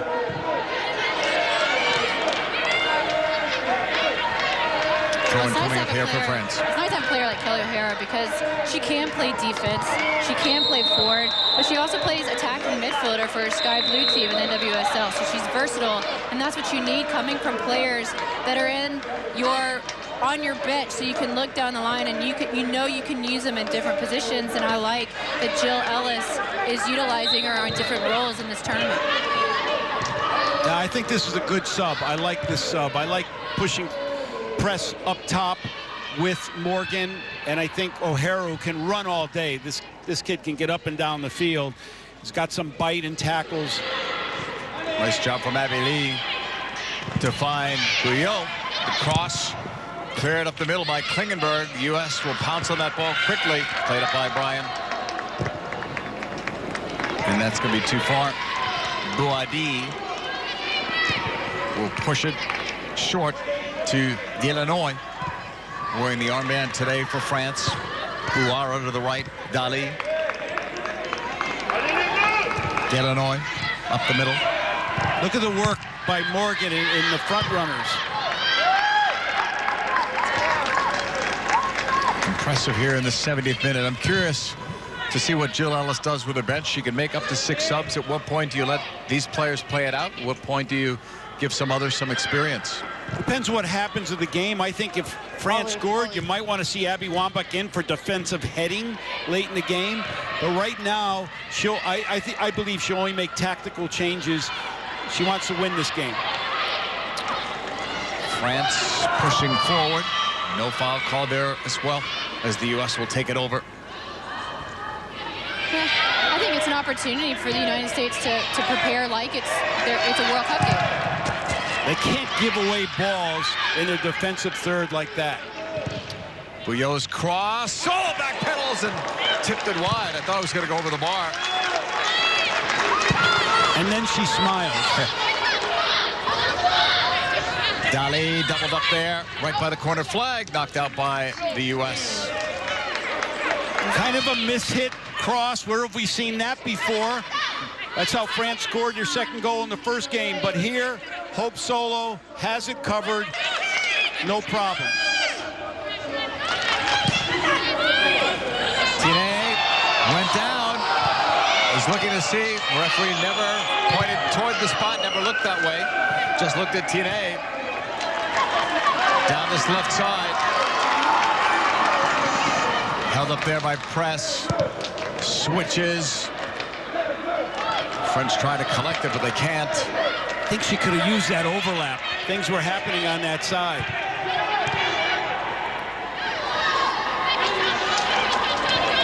Henry keeping it on the ground. On that turn, it's broken up. O'Hara's got it. Kelly O'Hara saying, get up quicker, Yeah. Lauren Holiday. Tine's pass ahead. More desperation, more urgency from the French, who trail by 2, 73rd minute. I think Holiday may be a sub. Looks like her legs are starting to go here in the second half. So, Kat, is that Shannon Box, Kolupny? Personally, I would put someone like a Kolupny in there. I honestly think that, looking at her in that role, coming off the bench, I said Crystal Dunn possibly in that role. She's been in the midfield before, and look defensive. Maybe they drop Carly Lloyd back there and put a Heather O'Reilly in Carly Lloyd's spot to see if she can track up and down the field. U.S. on the attack. Try to spring Morgan wide. The cross, but the flag went up. They called Alex Morgan offside. Ooh. Holiday may have gotten her. Not sure the assistant got that one right either. It's a good run. Good ball by O'Hara. 74th minute. USA in front by a 2-0 scoreline. France have it in their own half. Kat, what'd you see on that replay on the penalty? I was just thinking, I think Holiday did clip her a little bit. I don't know if it's a penalty kick, so maybe a good no call in that situation. But if I were looking at these referees as possible World Cup referees, I would be very disappointed in this performance. Bouhaddi will pick it up for France. Yeah, that would have been a harsh penalty call, I think. Oh, there was a harsh one in February, wasn't there? Yes. So it was flashing us back to that game, right? More contact in that With penalty Wambach. kick than when Abby Wambach got hers. Yes. Morgan on the ball, laying it off. Holiday lost it right there. Now tries to scramble back and fouls, or maybe not.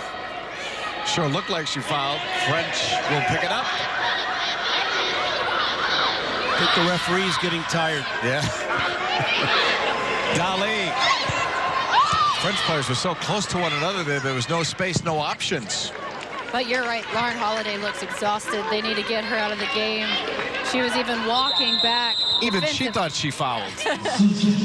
She was gassed. She was just trying to get a break. But when players stop moving their legs, when they stop moving their legs and they're going down a lot, it's a real indication that they're getting tired. Sydney Leroux comes in for Kristen Press. Besides the goal, which was brilliant, how did you rate her performance of the day? I think she's very good. And here's the thing. I think Jill Ellis' goal is to kind of launch her on the world in the World Cup, and she's getting better. I would like to see her play a little bit more on the flank, but she was very good. Krieger's in a little difficulty here.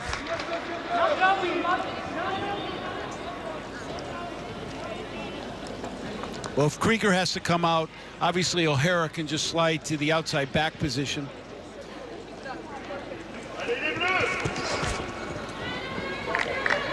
She looks fine. A chance to hydrate for everybody. Sydney Leroux getting an opportunity to at least get some minutes here. She's had some injury issues, so she's not played a whole lot in this calendar year.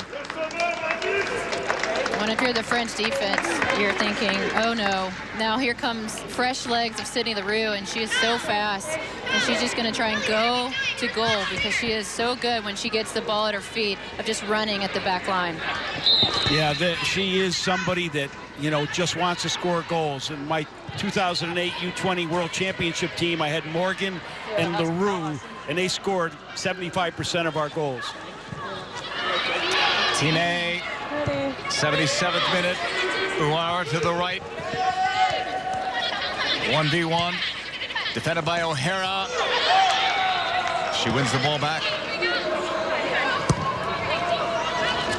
Clearance the other way, deep. Played back to Bouadi. Marie-Laure Dely appears to be the next sub for France, who trail by 2 goals. They conceded twice, one early, once late in the opening half. Julie Johnston and Kristen Press are the goal scorers for the U.S. Back into the USA box for Hope Solo, who clears. Foul upfield, free kick for the United States. Now they're going to make the substitution for France. Marie-Laure Dely will come in for Tine, who really was nowhere near a factor in this one today as she was in February. Now, Dely was their best scorer, their best striker in the 2011 World Cup, 2012 Olympics. She had an injury. She's kind of lost her position. So she's a starter that's coming off the bench.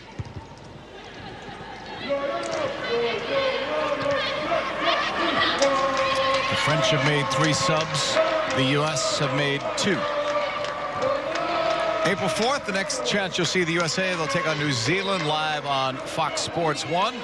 That game coming from St. Louis. One of 4 remaining tests for the USA before they kick off the Women's World Cup in June.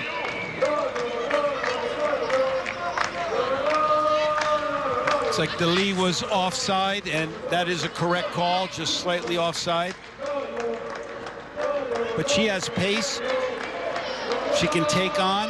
She's very good in the air.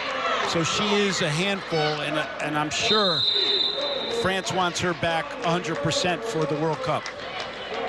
Johnston needs to have her head on a bit of a swivel. It didn't look like she knew that Dely was right there. Bouadi off her line will make the play.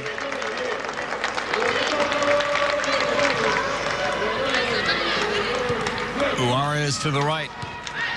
79th minute. USA with that 2-0 lead. And France has played a better second half, but the U.S. has stayed solid. Intended for Dely, but it's cleared out. I've actually still been unimpressed with France, even in the second half. Their possession and their speed of play is just completely non-existent, not like the 2-0 game where they won against the U.S. Henry.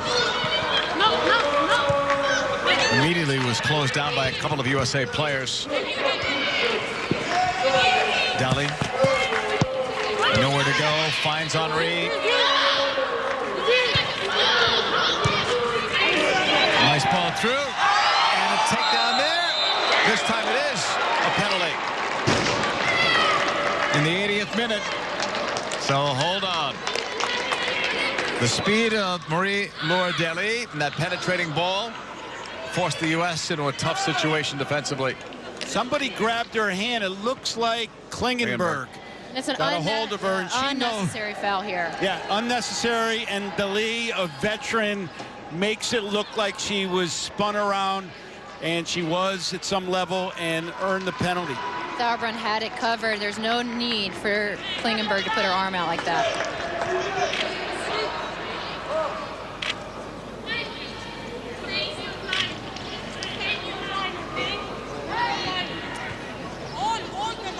Illinois stepping up against Solo.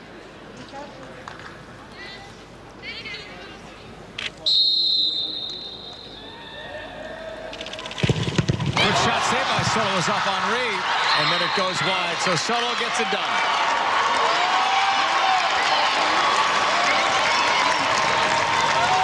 Great save. You know, she just wants to be in this situation. She reads it. She's all over it. A little bit like Abby Wambach missing the penalty in the last game when France was up 2-0. Ryan had that deflected out. That wasn't a great penalty, but I hope Solo had it read the whole way. yeah, she was all over it. Klingenberg feels the best about this. It's her takedown that resulted in the penalty kick. 82nd minute. USA with a 2-0 lead over France. Halfway line gathered in by Butel.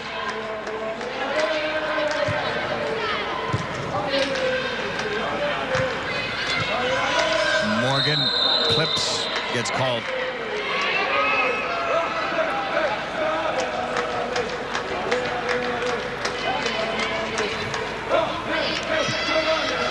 I think she got another warning. Last foul. Last again? Last again, yeah. 83rd minute. USA over France, trying to just close it out here and win their 10th Algarve Cup title.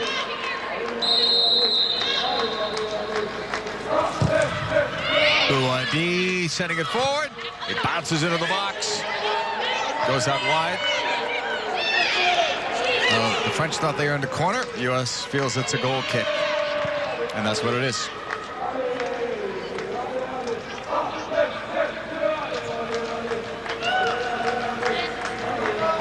I couldn't tell who it Carly Lloyd. Did it come off Carly Lloyd? Looks like it came off of her head.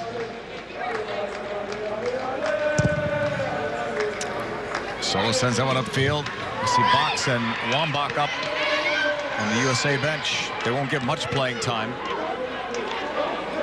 As we're now into the 84th minute.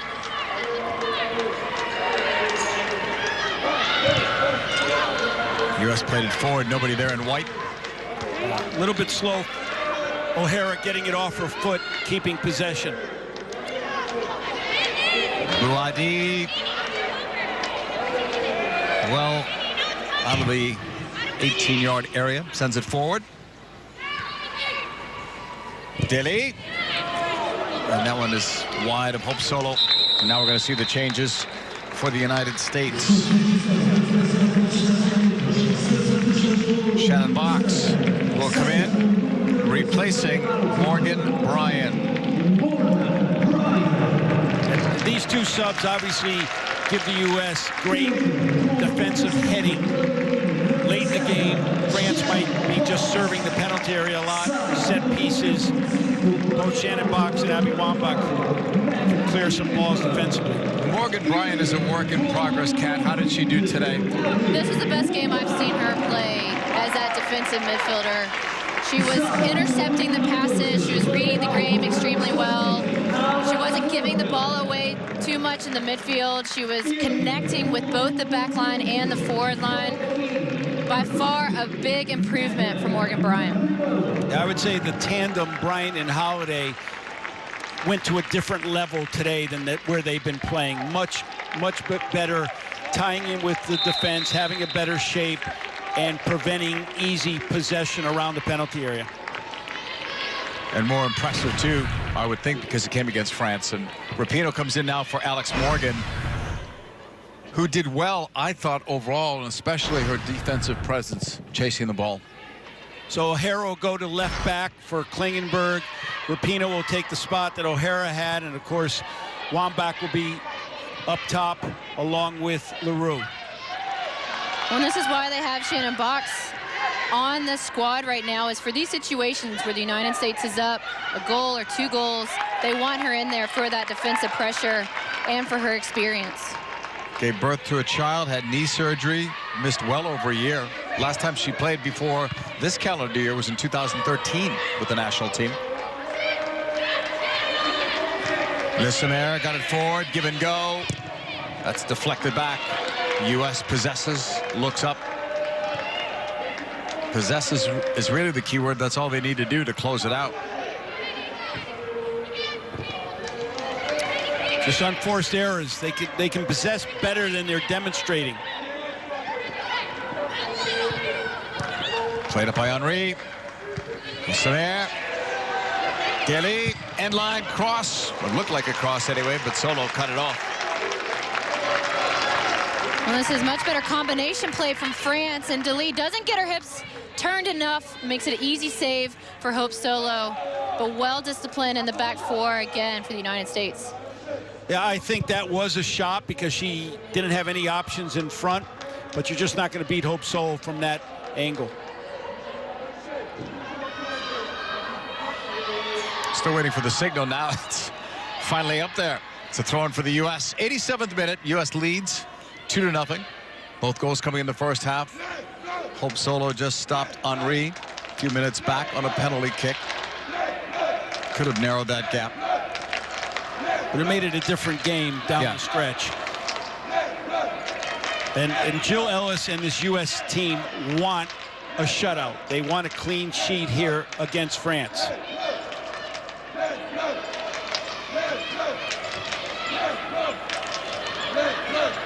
U.S. putting on some high pressure here, and they can with all those fresh legs that just came into the game.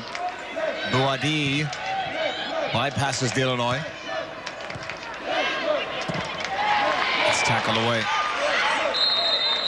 It does seem like, though, Abby Wambach's playing a little bit deeper role, keeping Sydney Leroux kind of as the 1-4 to pressure, and Wambach dropping in a little bit in the midfield to be a more defensive shape.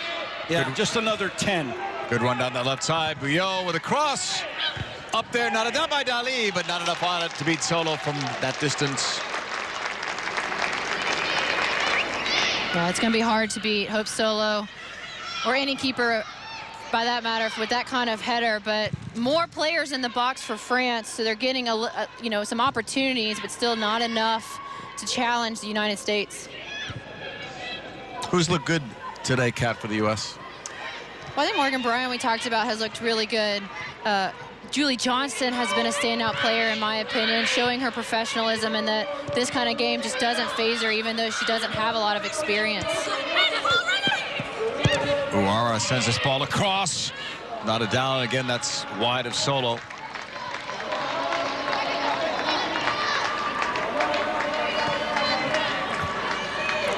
When the U.S. played France in February, I don't think you could have picked out a U.S. player that really had a good game. The most promising game was Alex Morgan, because she had played 90 minutes. She had a couple of opportunities. In this game, there's very few players that haven't played a solid performance for the U.S. Yeah, it was a well-rounded game from the United States. They played together both offensively and defensively. They were well-disciplined throughout the whole field, knowing where each other were. The communication was there, and they just looked sharper than they have in any of the games, in my opinion, in this Algarve Cup, but especially against the last match against France. Still having trouble in possession. They've got to solve that. Dali to the right. French have looked better in the second half, but have been unable to score against Solo.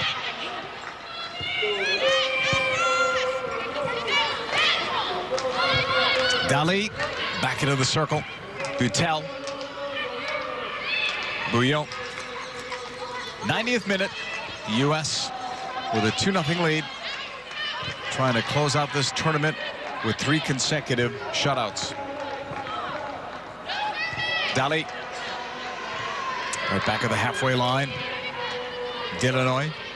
Butel.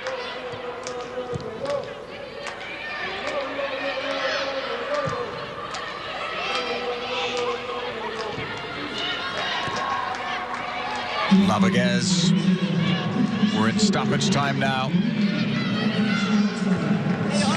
Played forward by Henry. 3 minutes put on the board here. Minimum of 3. As the ball is cleared towards the sideline, out of play. Throwing for France. Abili. Got it somewhat free. Ball played across, blocked. Abby Lee with another try. That's blocked as well. And the U.S. with Johnston's clearance blocked. Now the U.S. will try to break, but it's 2-on-5. Joined as that long ball was played in towards Rapinoe, but off target by Wambach. Sydney Leroux missed Rapinoe on the run. She could have just done a through ball, but Sydney Leroux loves her right foot. She's going to make that cut to get it there, and it hurt her, and it forced a turnover. And then Abby Wambach probably shouldn't have tried to find Rapinoe and just should have kept the ball. But these are things that they can correct. Uara's pass. Dali out wide. Bending ball up there. She was trying for Deli. It's blocked. Settled there. Abby Lee spun around by Wambach. Abby picks it up and sends Rapinoe out wide, left sideline.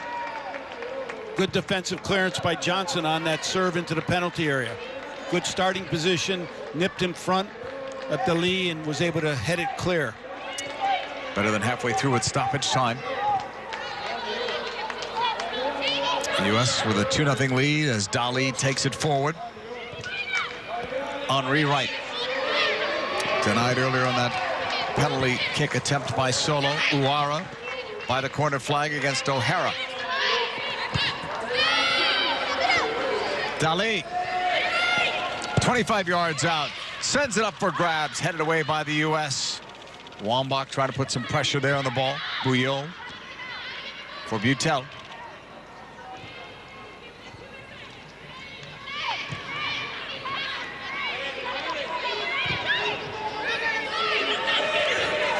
Uara, short ball, Henri.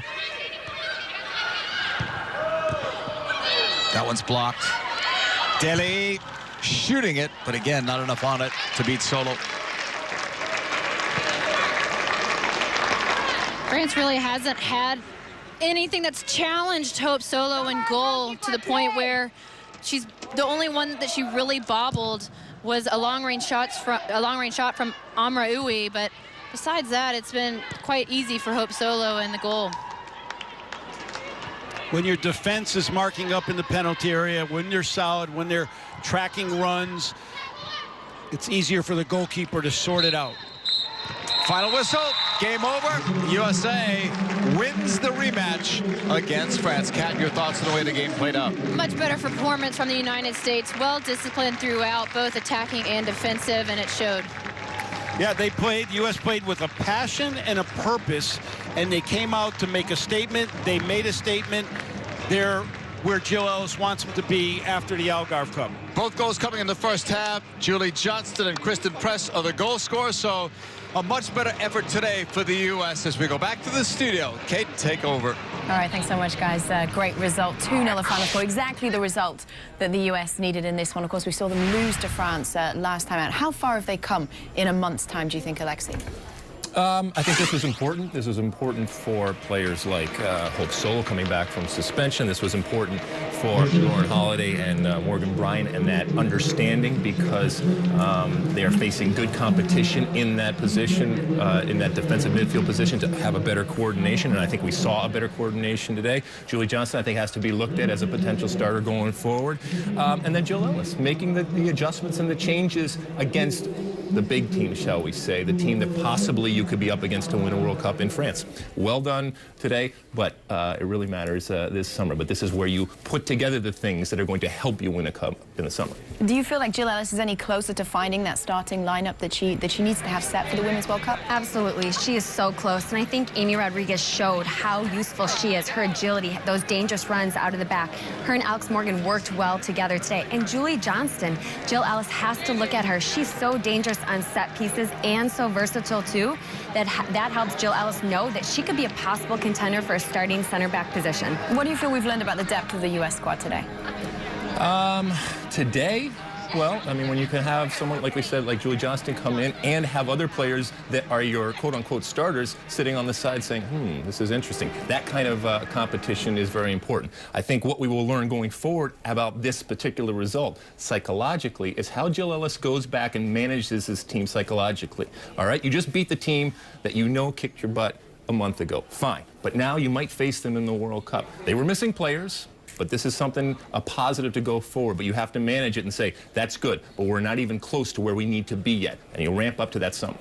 Right, but big mental victory today. Judy Johnston and Kristen Press then with the goals for the United States today. The U.S. exacts revenge for last month's loss to France. We're going to have highlights for you after the break.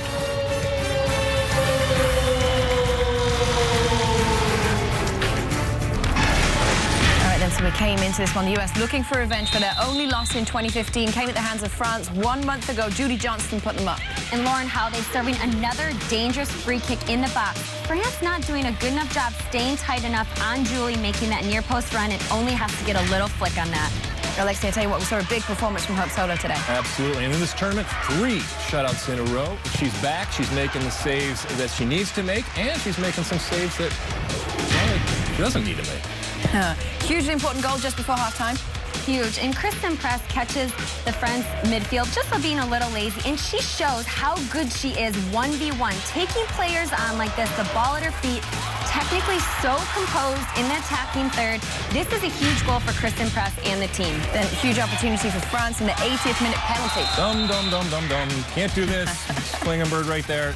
That's just, I mean, fast forward to the World Cup. You do that? Well, it's nice to have Hope Solo. I said she's made some saves she doesn't necessarily have to make. Well, it's nice to have her to back you up like that. You better hope that she's there in the World Cup. That's the reason why she can help the team win the World Cup, those big moments. Absolutely. Hope Solo is back, and didn't we notice it? Let's listen to what she had to say after the game.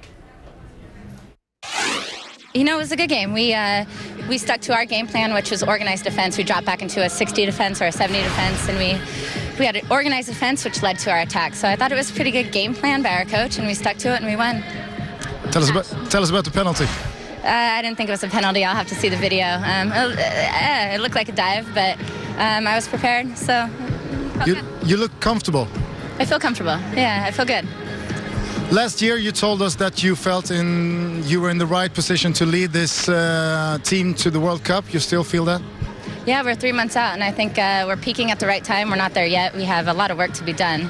But yeah, I feel good. I feel relaxed. I feel confident, and I think that's what our defense needs. At times, I get too intense for them, and it makes people nervous. So I've taken an older approach and trying to lead in more of a relaxed way, and it feels good. Not just this game. How would you sum up the entire tournament? Best tournament in the world besides the World Cup and Olympics. Congratulations. Thank you very much. Thanks, guys. So there you go. She says it feels good. It certainly looked good, didn't it? How key do you think she is to the way they played today and to the team in general? It's different when Hope Solo is behind you. It gives you confidence, experience. She communicates. The back line, the partnership between the back line and midfield was so good today. She's vocal and just this presence with her. She makes big-time saves like that, and having her back really helped this team. And overall, they just had a different presence to themselves. They looked like they had fun today, and they are ready for their send-off games, I believe. You put up with Hope Solo because of moments like this that are going to keep you in the game and enable you to possibly win not just the game, but the World Cup. She's the greatest goalkeeper in the world when it comes to the female game. And when I look at her, I can take away all the other stuff that happens. And there's plenty of stuff that we talk about and we will talk about. But ultimately, when she gets in there, players are forgiving.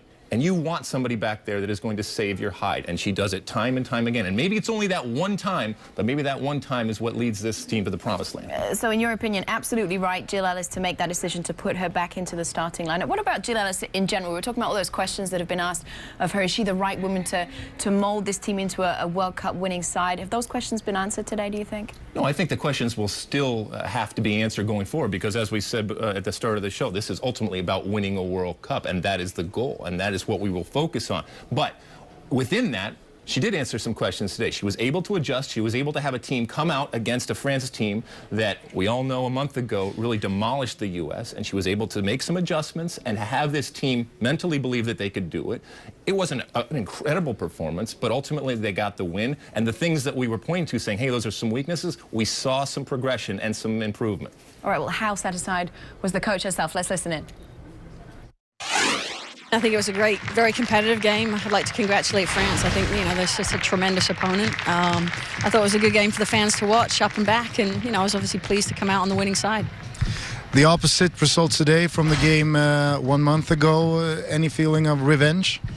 No, I mean, I think at this point in our preparation for a World Cup, it's, you know, it's really about taking things away from every game, and we learned a lot from that game. So no, it's you know, pleased, but again, we gotta prepare for the big dance in June.